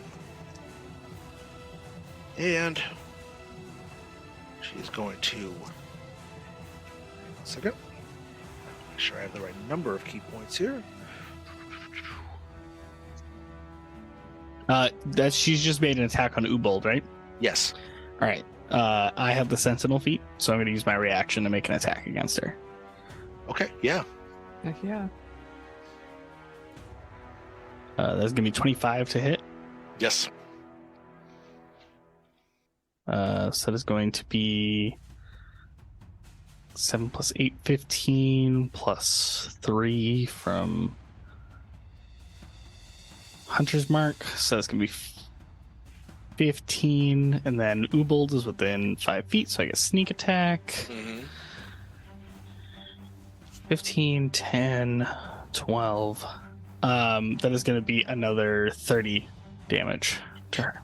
So the total is 42? No, 30 total with everything. 30 total. Gotcha. Yeah. Gotcha. Yeah. And then you slam into her with the dagger and slice in across right through the back of her leg. I'm sorry, the inside of her leg where her femoral artery is, and there's blood that starts going down her leg. You can tell she's hurt. She sways for a moment, and she's going to try to continue her turn. So she's going to spend a key point to do a flurry of blows. And now that you are there, Sarah, she's going to split these attacks. You know what? Fine. Yeah, I'd rather hit me than run away. 'Cause against you, it's a 25. Against Ubold, is it a 14? No, miss. Woohoo! Okay, and then the last one against you is a 23, Sarah. yeah, that hits. Okay. Thank So- you, Sarah, for taking these blows for me. Well, I guess I owed you one. She's spending her last key points right here to do the extra damage from her special ability of the Darkness Body and Darkness Shroud, which lets her spend key points to do necrotic damage as she's attacking people. Really good. That would be... Yeah, so she's going to, let's see, one thing at a time here. So first off, Sarah, you're going to take from the first one that hits you, it's going to be 7 plus 2, 9 points of damage. 2 of that is necrotic. Okay. Well, she missed you said, and then so the second attack against you, Sarah, is going to be 6 plus 1 necrotic damage. She is out of key points, which is pretty big for a monk, I'm not going to lie. And her movement is 0 because I hit her with an opportunity attack. Mm-hmm. Yes, it would be, but there is a flash of something. That ring you notice on her finger, and she seems not to be slowed down by that. Well, I would actually like if she was slowed down. Right. Can we redo it where she is? And she says to you all, "You will never get the scroll. You all will die trying. When the tyrant returns, he will bathe in the blood of your friends, your families." Why do you suck so bad? Knocking there. You are against the Soul Hunter. Oh, knocking there, get some healing. Oh yeah, I'll take some healing. 8 points. 8 points. Yay. All right. Wash, rinse, repeat. Not going to break up the band of, awesomeness over here. Great sword with advantage. That is another natural 20, sir. Oh, snap. Love rolling so many rolls with advantage. Yay, barbarians. So, let's see. That is 20 before brutal critical, plus another 12 thanks to brutal critical. So that's 32, plus another 13 points of cold damage from the blade of ice. So what was that, 45 on the first hit? It was, yeah. Second attack. Oh, so close to I another thought he's like, I'm the natural weakest 20. one of the party.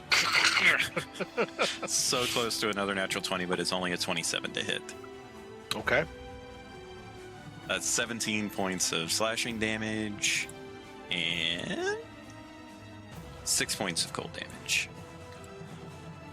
Knocking there.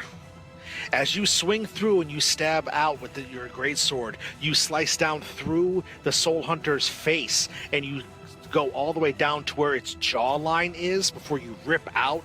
Its head starts to split, and you do a wide arcing swing around your head and swing through, and you cut through shoulder, straight through its sternum and out through the other side, and its wings fly off of its body as its body just flies back, and it just evaporates into the nothing, the ether around you, as the Soul Hunter is destroyed. Hell yeah. Let's go. Hell yeah. Yeah, buddy. Everything that comes for Nakanair's soul gets the short end of that exchange. That's it. So true. And then it regenerates. No, I'm just kidding. I'm just kidding. Level 2, begin. That's it. Yeah, that's that was its first form. Phase 2. Everyone run into the boss. It's a That's Final it. Fantasy boss. That's it. I will point out that probably would not have happened if it was not for the spiritual weapon. So True. That is true. That is Classic. very true. I'm looking at the hit points. Yeah, the spiritual Everybody go home and thank your cleric That's cleric is it's the most useful member of the party. I always main cleric when I play. I'm just saying. I don't know. You know what's gonna thank the cleric, right? That zombie that's still alive in front That's of it. That's the one. I'm It's just his turn, so let's see what he does. I'm not done. I'm gonna. Oh, move. you're not done. No. Oh I'm my gonna- goodness. Excuse me. I'm gonna go running over next to Aw, Emma, man. screaming as I run, trying to get the zombies. Hell yes. So Okay. good.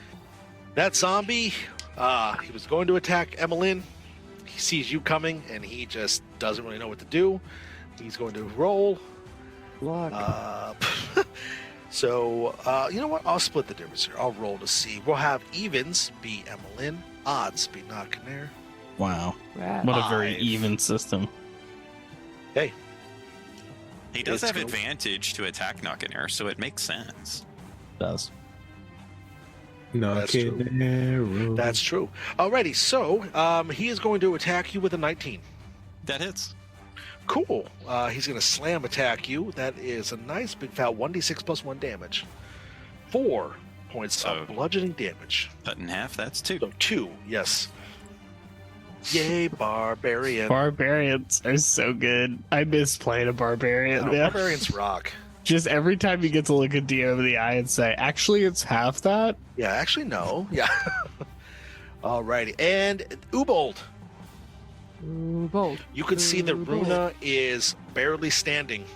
You can see that she looks a little desperate, and she looks like maybe this is her last stand. What do you want to do? I'm gonna use my bonus action to bring my little buddy up here. Yes, the healing spirit warthog clops along and comes up behind Nakanair. I love that And, it's a word. you know, I will grab my mace, my hammer. I will pop her one with it, and I will, in fact, use one of my charges.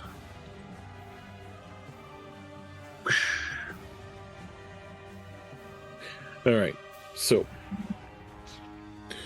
that will be what's that plus 8? So 21 to hit. Mm-hmm. That hits, so that will be so for the mace there'll be so 2d6, so 10 plus 4, 14 plus another d6 for the tattoo, so 19 damage. Oof. Plus the target becomes dusted in glimmering starlight, which lasts until the end of my next turn. While glimmering in this way, the next attack roll against the target's made with advantage. Hit or miss, the starlight condenses around the target and erupts in a flare of astral energy, doing 46 radiant damage if the attack hits. So Excellent. she lights up, and you all know this means bring it. Bring it.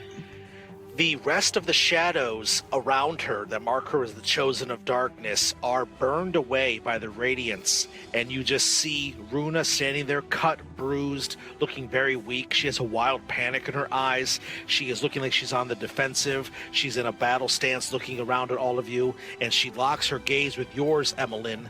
She says, "You will fail, knight." And she spits out the words. But it's your turn. Wasn't it? Oh no, Minghill is very last, right? He is Completely very last. Yeah. Yes, he is. Wow. Classic Minhill. I think Minghill should get the kill on her personally. Yeah, everybody wait to We'll just attack hang until on it's for Minghill's necessary- Everybody turn. hold your action. Evelyn will look at Runa like, what? I didn't even. Okay, and then she's gonna take her mace and just come down on this zombie. Do you need any Zombie healing, Emmeline, since you start your round in the next to my warthog? Oh yeah. I've taken no damage Wow. In the Must be skeleton, nice. I've just been like, in this game. No I damage. need you all to know that I am so close to death. Guys, it's Okay. fine. I'm very much alive, so I'll get you. Okay, yeah. So I'm gonna smash. 16 to hit the zombie. Yep. Okay, great. Don't forget your and radiant damage. Yeah. So it's 8 bludgeoning and 4 radiant damage. As you bring the mace down, it explodes in a cascade of the holy radiant light as you bring it down. The zombie is obliterated as motes of it dance across and illuminate other parts of the area as it's blown away by the power of your swing. And then, just as quickly as the light emerged, it dissipates, and all that's left is all of you and Runa looking around like she is really, really having a problem right now. You suck. You suck so bad. I'm also gonna bonus action healing word my bestie here. Wow. He's Your like, bestie being Ubold, I can imagine now. Knockin' you get Besties 13 forever. points Hey, for I'll take it. now. Yeah. Very cool. Alrighty. And you know what? Since you all requested it so much, Ming-Hil looks at Runa and he says, yeah?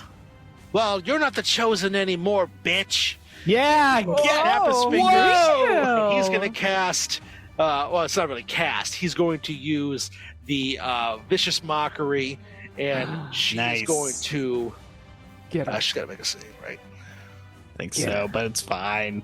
2 Let her plus- fail. She gets a 4, so Yeah. she's gonna fail. And Ming-Hil's words are enough to sway her. She drops dead with a grimace to the floor of the cavern, and the sands there slowly start to, as if some sort of unseen wind is blowing them across the desert, they start to cover her body and bury her in the sands beneath. And then Ming-Hil looks up at all of you. Forgive my language, everyone. I just really had enough of her. Ming-Hil. It's literally, led with that. Very it's impressive. literally the first time I've ever liked you. Well, maybe perhaps we should see if we could find that scroll. She might have it on her, and I moved to search her before Sarah does. Hey, I race. I race to her body. No, it's mine. Get out of here. It's my loot. You guys all race to the body. I'm gonna say Isn't her 'cause you're body all- just like? Wouldn't her body limply be floating in the air elemental right now? Oh, yeah, I love this visual. It's my air Like the elemental. I sand bring that. getting scooped up into the air elemental. Yes. The with, air like, elemental her body. brings the body to me. It's a small dust devil that's swirling about her. She lies there, lifeless, as she comes forward. And yes, I think all of you kind of together reach around. You do find that inside of her robes, there is in fact a scroll. And as you remove it and you hold it up, you look upon the Scroll of Melko that you have come all this way to find and perhaps safeguard from whatever it is that she wanted to do. Well, let's take a quick break, because that was a little bit of a long combat. Let's take a quick break, step back, everybody take a breather, go do a little bio break. You at home too, be back in 5 minutes, and we will wrap up the story, and we will make sure that the Eternal Night, its final twists are revealed for everybody. So we'll see you all shortly, so thank you all. Thank you.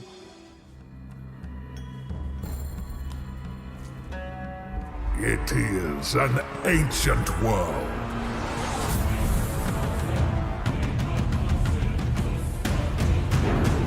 Forged in darkness and blood.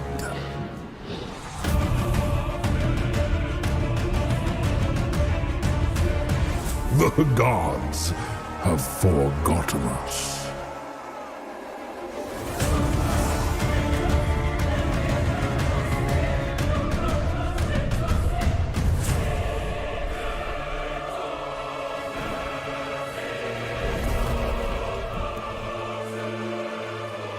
The immortals fall from the heavens, and terrors roam the land.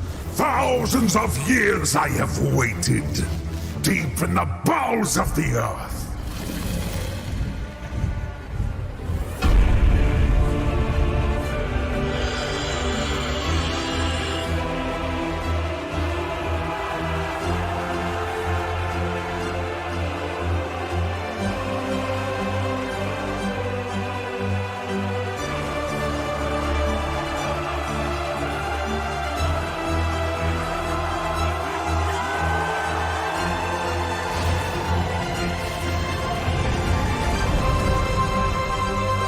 The seal will soon be broken.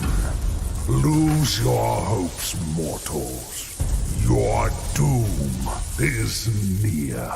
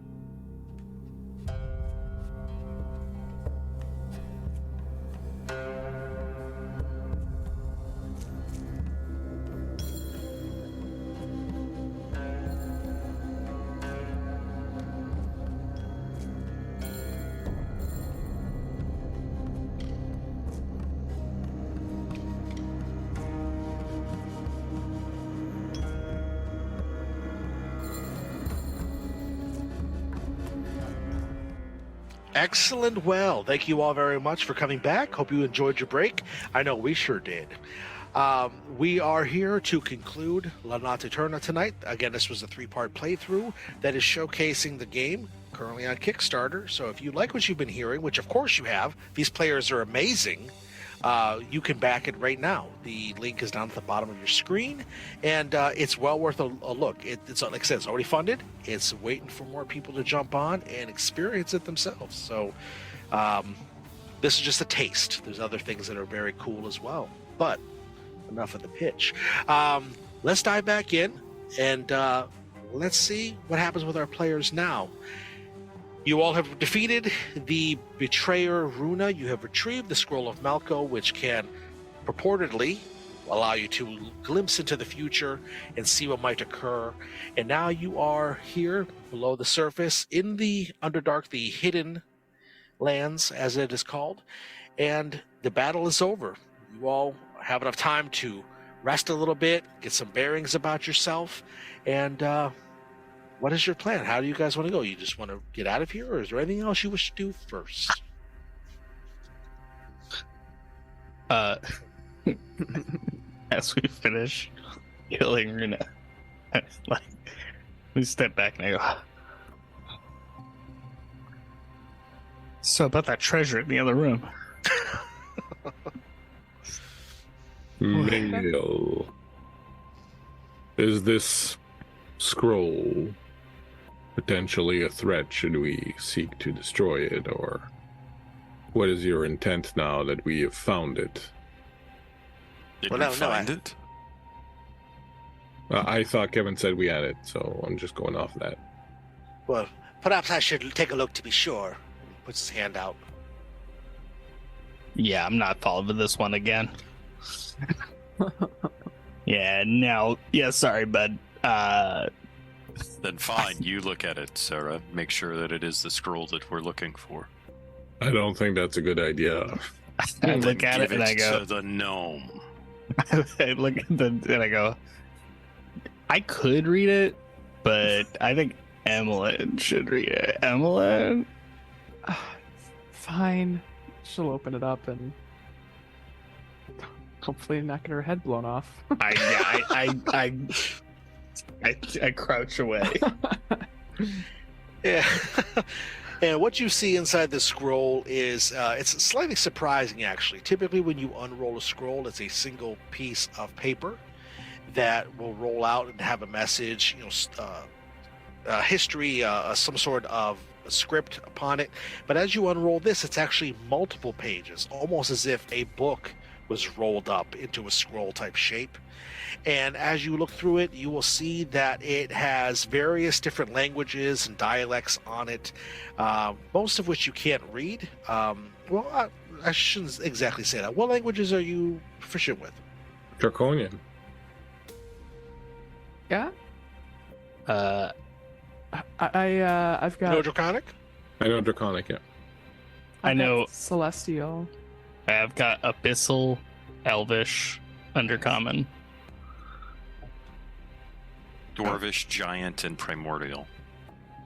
So Not a lot. definitely those of you, basically in this case, Emmeline and Ubold. Ubold because you know Draconic, Emmeline because you know Celestial. You get glimpses of it that you understand throughout the tome. You can see that it was written in a combination of probably a union of some sort between these two types of races working together to write out this scroll.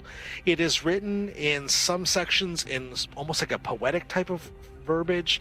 Other times it is long prose where it's just long paragraphs and paragraphs, almost like a story.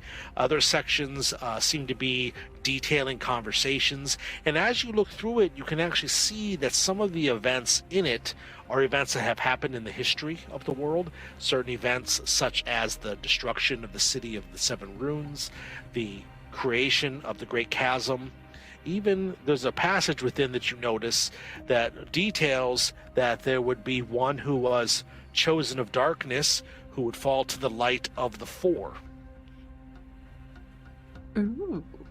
Back in my village, we had a publication that would be written and distributed every year. It was called The Farmer's Almanac, but very similar to this. Oh. Yeah, we had a thing where I came from was also pretty similar. It was called the New York Post. Do you guys know? Do you guys know that one? The National Enquirer. I'd say I've heard of it. There was a certain there is a certain term that you notice is repeated several times throughout. Well, actually, two terms that are repeated several times throughout the different pages as you scroll through. One of which mentions something called the Stargazer. And every sort of entry that has to do with the Stargazer is always the same type of format. It's always got a drawing, like a sketch, or even like a woodblock print with a information. One talks about the stars, another talks about the cities, and these are all in semi-vague terms. But as you're looking through, the other term that you seem to notice is someone called the Tyrant. The Tyrant having a hand in the destruction of the Seven. The Tyrant returning. The Tyrant facing the light. While you're looking through, who do we think is taking the biggest investigatory look at the scrolls of Melko? Do we think? Since you're not letting Ming Hill take a look at it. Well, Minghill can look. I don't care if Minghill looks at it. Yeah, Sarah just Minghill threw it at can me. look at it. It's fine. Yeah. Just don't hand it to him. I mean, not after the Runa incident. I'm not doing that again. I'll hold it up for Minghill, and he can read it as well. And the damn next thing you know, he teleports out of here, and then we're screwed again. So no. Mhm. At least But he can look at it. He can totally look at it. Sure. So which others of you would like to be the other ones kind of investigating with him? Which one of you wants to make a check, I guess, is a better way for me. I'll make a check. Yeah? Me as well. Okay. Yeah, mine is pretty terrible. That's bad. Okay. That's pretty okay. Investigation check, please, Sarah. That is going to be a 17. Okay. And as you two are looking through it, you will see that specifically a passage that he is looking for and that you both come across relatively at the same time has another one of these woodblock drawings on it. And what it seems to depict is a city. You can tell from the architecture is very strange, almost alien looking.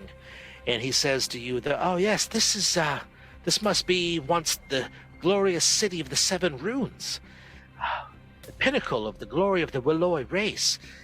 It's too bad that Runa had to be such a disgrace to her people. Typically, they are great scholars and people who are very revered with magic and with other sorts of implementations to make them great and good, just people.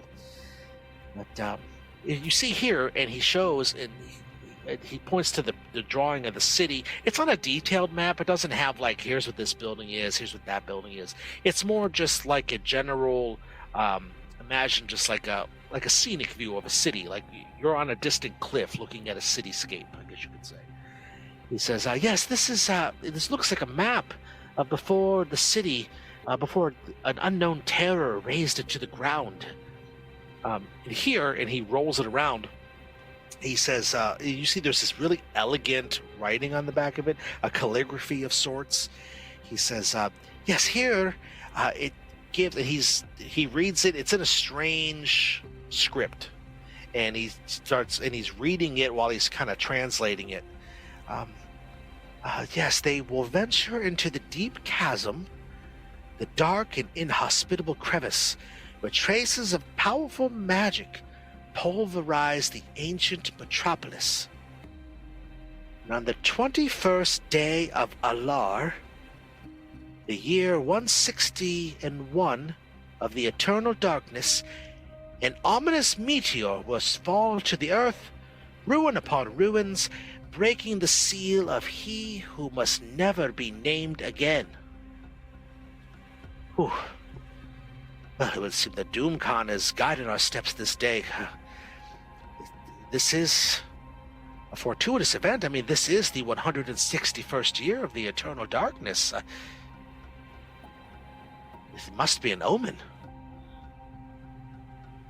Cool. That sounds pretty bad, right? It doesn't sound pretty good, that's for sure. Well, we've all witnessed meteors fall before. They have fallen from the sky during the time of the celestial wars it wages on above us.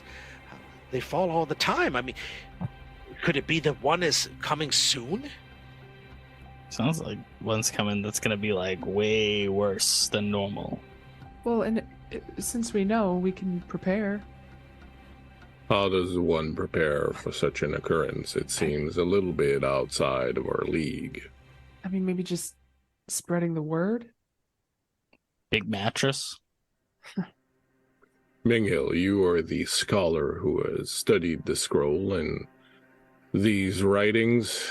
What do you think is the appropriate thing to do? Do we take it seriously, or do we just assume they are the ravings of a madman?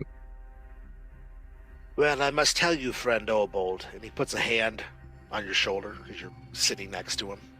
So he's doing this. I've always taken all of the learnings that I have acquired in the utmost seriousness, and the Scroll of Melko has been my life's duty to find. I believe that every word, every drawing, every syllable of the scroll will be utmost important in the upcoming times. I believe we must study the scroll. We must learn to harness its power for good, so that those like Runa, if there are others who are the chosen of the darkness, cannot use these powers themselves. And all 4 of you, I think, are going to be key to this. Fate has guided you to me, and has guided the 5 of us here. To you? We okay. So Sarah slowly puts away the lighter she was going to use to burn this scroll. Right. Wouldn't the scroll call for 5 Well, instead of 4? it is something that could be studied, as I said. I mean, the writings are always vague and always need to be discerned further. If perhaps we get it back to my headquarters, perhaps we could study it more closely. I'm sorry, did you have a concern, child? I'm just wondering, like, there's 5 of us here? Oh, but you were I know counting I'm not- Minghill? I know I'm not great at counting, but aren't there 5 of us here? You're counting Minghill? Yeah, why wouldn't I? That's what I was just asking about. It said 4, yet we are 5, and that is what Minghill was just explaining to us. You should catch up. So then we don't. So then, okay. Thanks, Minghill. Sounds like we got a quest to do. See you around. See you around the slopes. Well, just wait a minute. You don't have all the information. Okay, well, I kind of thought there's 4 of us, and we don't really need.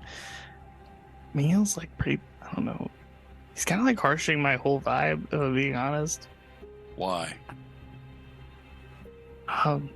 He's kind of taking the. I'm kind of freaking out right now about Why? that whole meteor thing, right? Because like we don't know when that's gonna happen, and that sounds mega bad. And unlocking something, and Minghill's like, "Oh, this is excellent. I gotta stay." I'm like low key freaking out, and I don't really want to freak out in front of him. So Minghill leans into you, Ubold, and he says, "She does understand that I'm standing right here. I can hear her talking about me." and it's like he's always listening to what I'm saying, and it's like But of course I'm listening. You're standing just a few feet away from me. I don't know, man. It's like I can't even. Sarah, don't you want people to listen to you when you speak?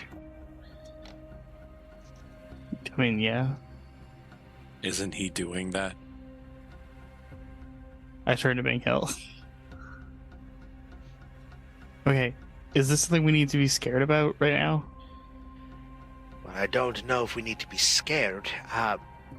I find the prospect of a meteor coming in, and he flips through his journal he's been writing in all this time, and he goes to what basically today would be. He goes, in 3 days' time. Well, there you go. We don't have to worry about it right this moment, so you don't need to freak out, Sarah. I will say this. Runa did channel the darkness, but so did you, child. But you did in a way that was just and right. You helped your companions here. I think Sarah gets a little quiet. She is. I don't really know how it works. It's not always in my control, but I try. Looked like you did fine to me. Got time to figure it all out. Yeah, we've got 3 at days. least 3 days until the world ends. I mean, that's Yeah. fine. There are certain things that you can do something about, and so you should be worrying whether or not you should do something about them. But there are other things that are quite unstoppable. For example, a meteorite falling from the sky and obliterating everything. It is very illogical and very useless to worry about it because there is nothing you can do about it. That was not as reassuring as I meant it to be. Honestly, it does feel nice to know that I was the only one thinking that. Well, I know that I'm not entirely one that you are used to traveling with. You don't entirely hold me in a high sense of regard, and that is fine. You do not know me, but I know quite a great deal about the history, about what this scroll might entail, and I owe you all twice over for saving me, for bringing me here, for helping me find, he holds the scroll up, helping me find my life's work. I would pledge myself to your cause if you are willing to travel onward and try to find out what else could happen with the meteor. Of course. Come on, Sarah, you'll come. I look over at Bing Hill. I mean, I'll go, but just know that like my whole thing is like I'm the sneaky one, but like I'm good at stabbing and I'm sneaky and I'm good at fighting and I have shadow stuff. So if you try and come for that kind of sector of the group, just know that I'm gonna be real pissed. Well, has anything during our time together made you think that I'm even remotely good at any of those things? Mihail, I don't know jack about you. Okay, so just Yeah, be but cool. Sarah, let's think about this for a second. Okay, fine, he can come. Just You don't have any reason to feel threatened from the little man. At the very least, if he did anything threatening, I would just take my hammer back from Ubolt and crush him like a little bug. At this point, I think you better just take the hammer back if you're going to be You want me to borrowed. kill the gnome now, Ubolt? Well, maybe we should rethink this plan. yeah, fine, he can come. What I'm I saying, Sarah, is you see threats where there are none. You should value yourself much higher than that. We certainly value you more than that. Oh, thank you, Knockin' Now, can we please leave this place? I really don't like it here. It is a bit No. disconcerting, yeah. I thought you liked it here. It's very cold. I honestly don't mind it. I used to spend a lot of time in graveyards as a kid. It doesn't really bother me too much. Bing Hill, you think there is actually something that can be done about this meteor situation? Well, at the very least, we could perhaps try to find where it would be. We can seek it out, and we can see exactly what might land. And then perhaps Knockin' can borrow the hammer that he's given me to smash it right out of the sky. I see your plan. It is a good one. And it is a pretty good plan if that was your plan. It sounds like a great plan. Yes, let's, I think we're all agreed then. And he starts to... You've noticed that while you've been talking, he's just kind of eventually just ended up with the scroll. So he starts wrapping my it up, gosh. and he tucks it into his belt. Let's go then. Yes, Sorry, did somebody let's give go. that to him? Please. It's Yeah, fine. you did. Okay. I don't remember that, but sure. And no, Sarah, no grabbing the treasure on the way out.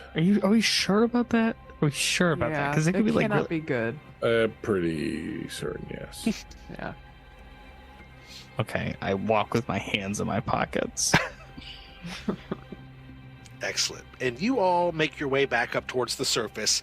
It takes a little bit of time, about an hour or so, about the amount of time it took you to get all down here. You take your time getting back up to make sure there's no other surprises. You move back through that room, that vaulted room with all the treasure inside. You move back through the corridors. You jump over that little chasm that you had to deal with. You find your way back up through the hidden passageways, and in fact make your way all the way back up to the surface, where you arrive back in the city of Petralta proper.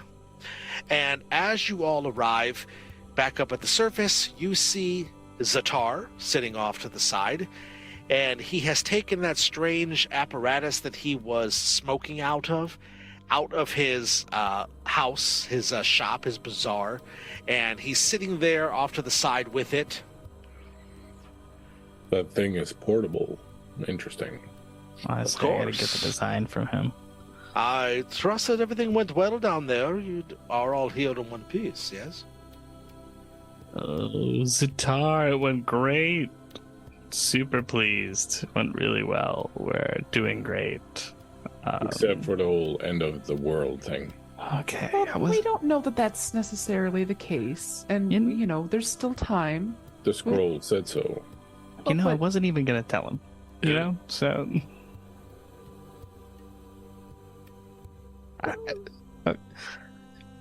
we may have found a scroll that had some semi-bad news on it about a meteor and somebody who we can't name.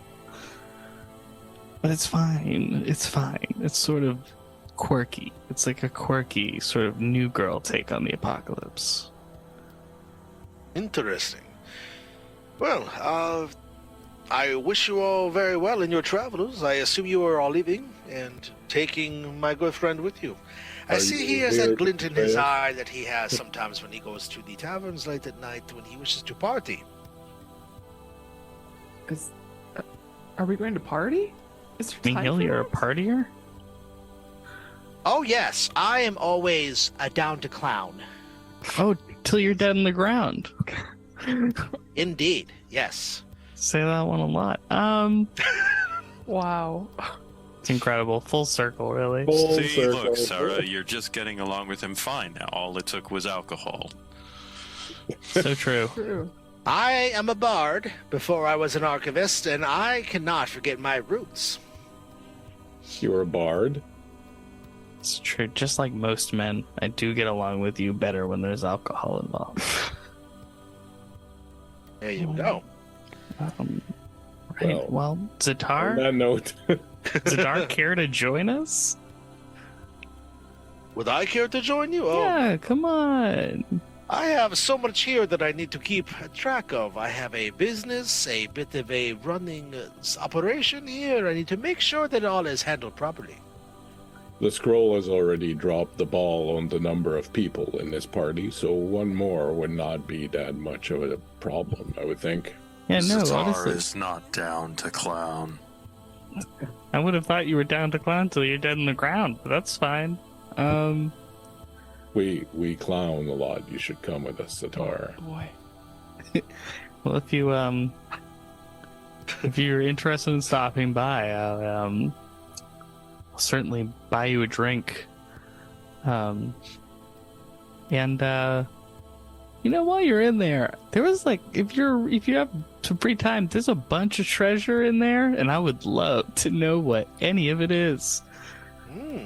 And I did find it, so I do get at least 50% of it. So just keep that in mind.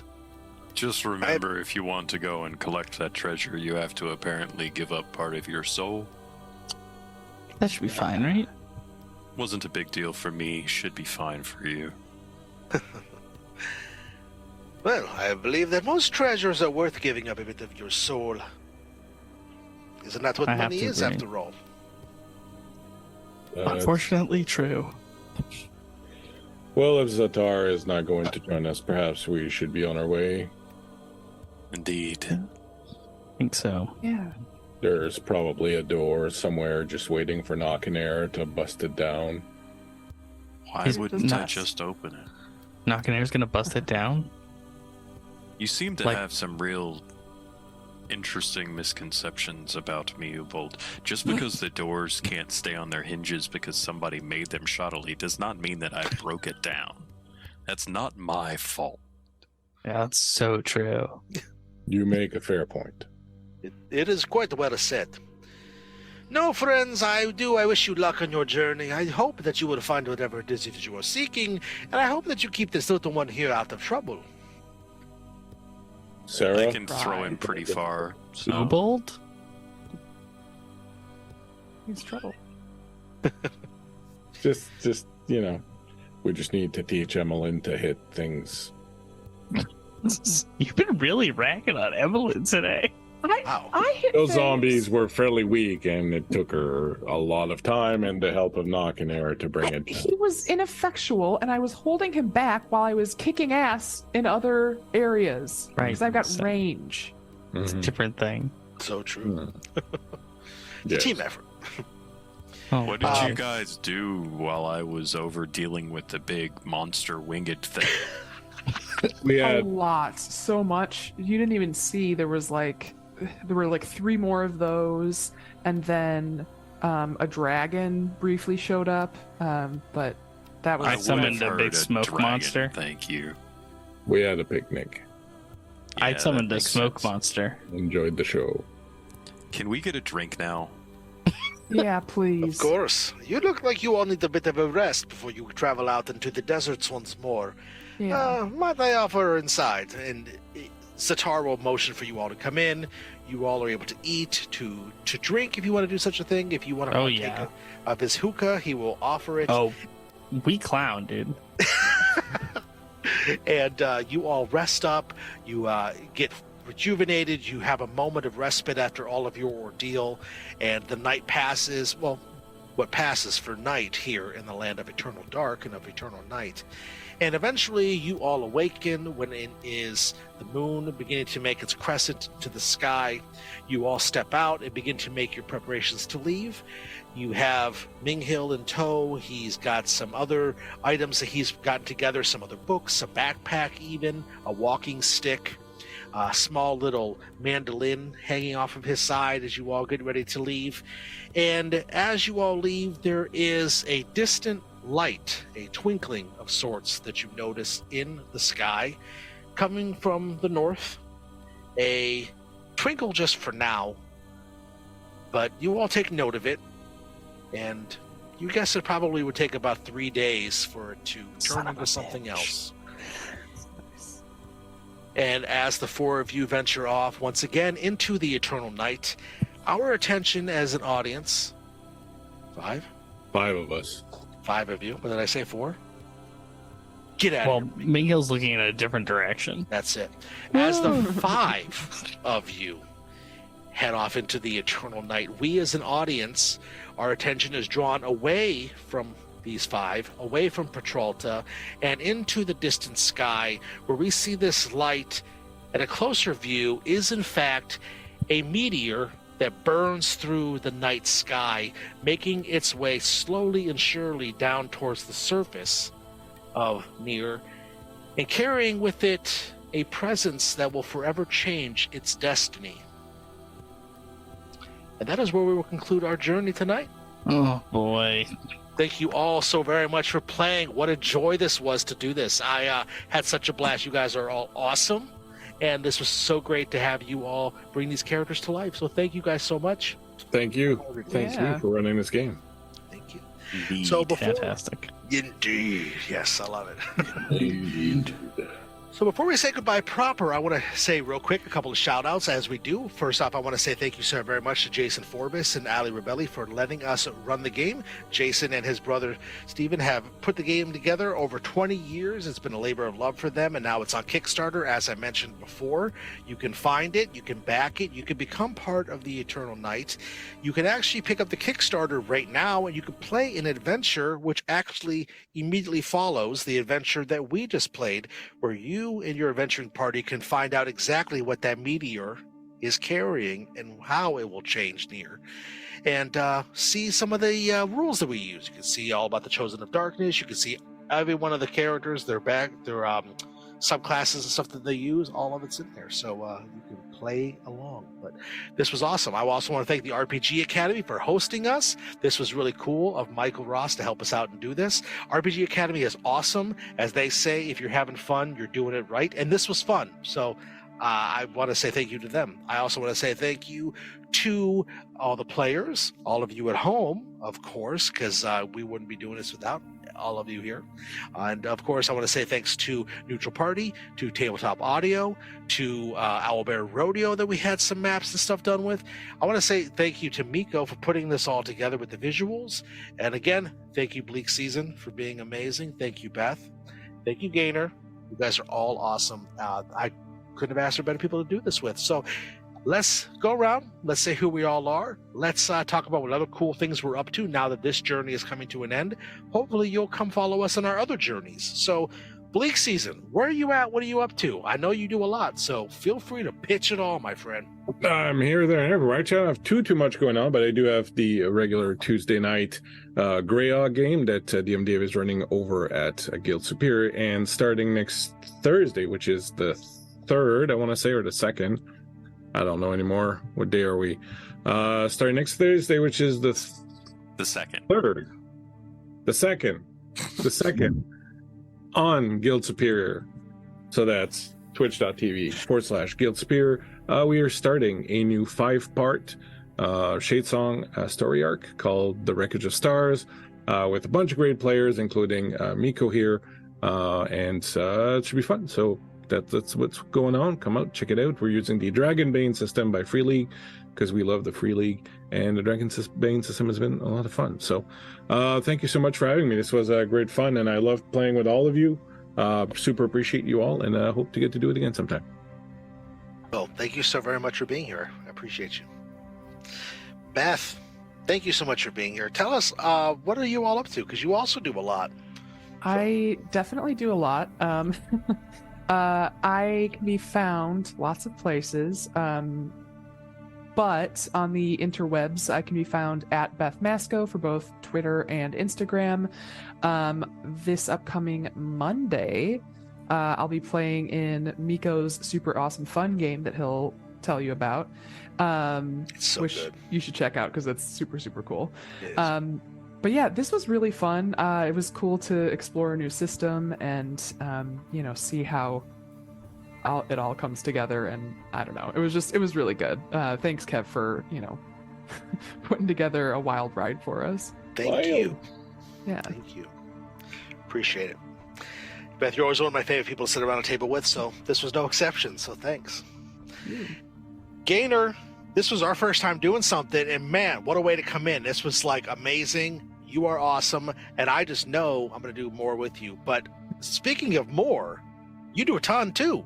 Where are you at? What are you up to out there? Yeah, I'm all over the place. I do a couple of things right now. It's a pretty low point for streaming right now. Right now, the primary place to find me is social media on Twitter at Gaynorcott, GAYNORCOTT on Twitter, but pretty much everywhere under that same name.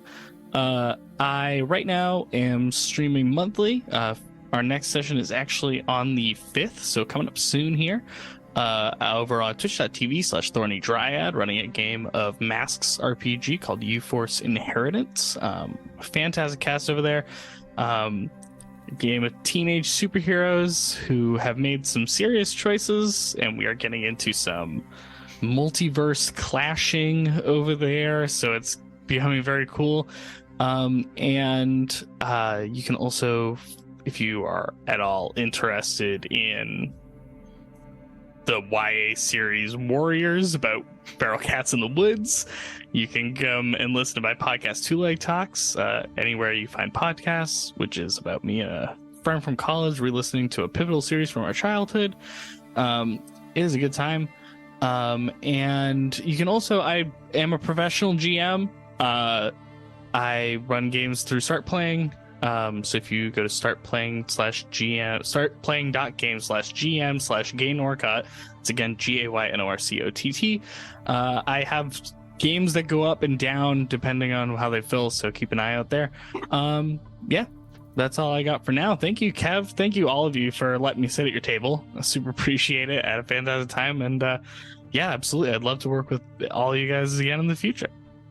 Absolutely, and we will make that happen. Yeah, this was great. Thank you so very much. Finally, Miko, bringing it all together. You have been a rock. You've been supporting everybody and making this thing happen. So what are you doing when you're not here being awesome? I do a few things in a few places. You can hit me up on my socials and check things out there that's the best way to figure out everything that I'm doing. That is the_Archaeist_GM in the Twitter spaces and other spaces as well.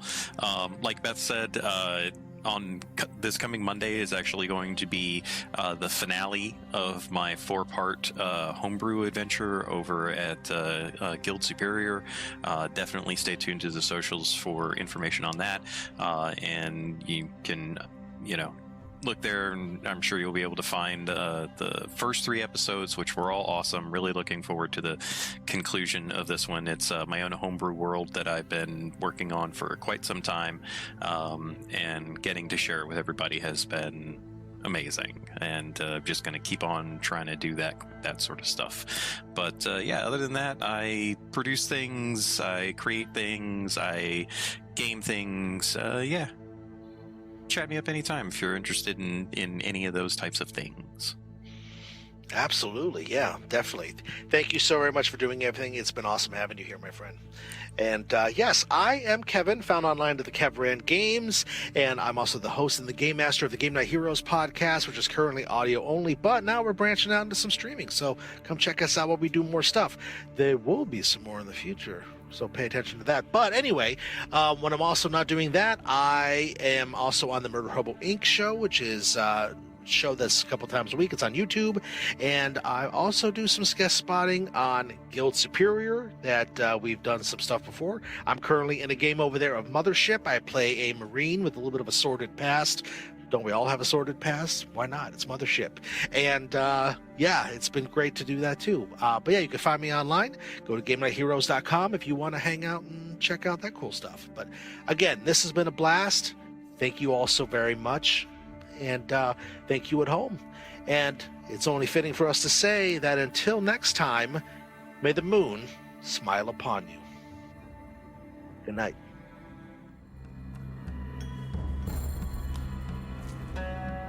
It is an ancient world.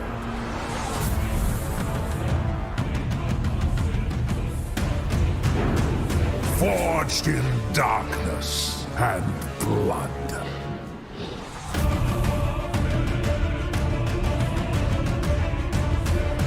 The gods have forgotten us.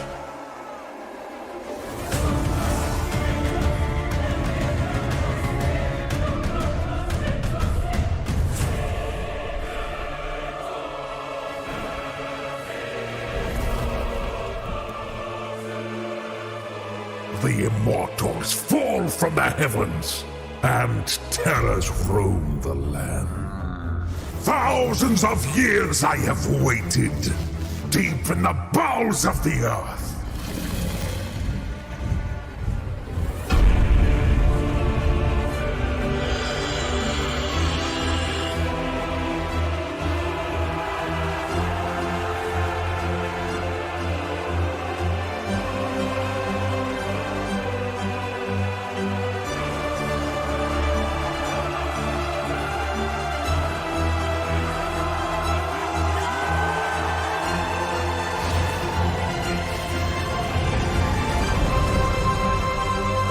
The seal will soon be broken. Lose your hopes, mortals. Your doom is near.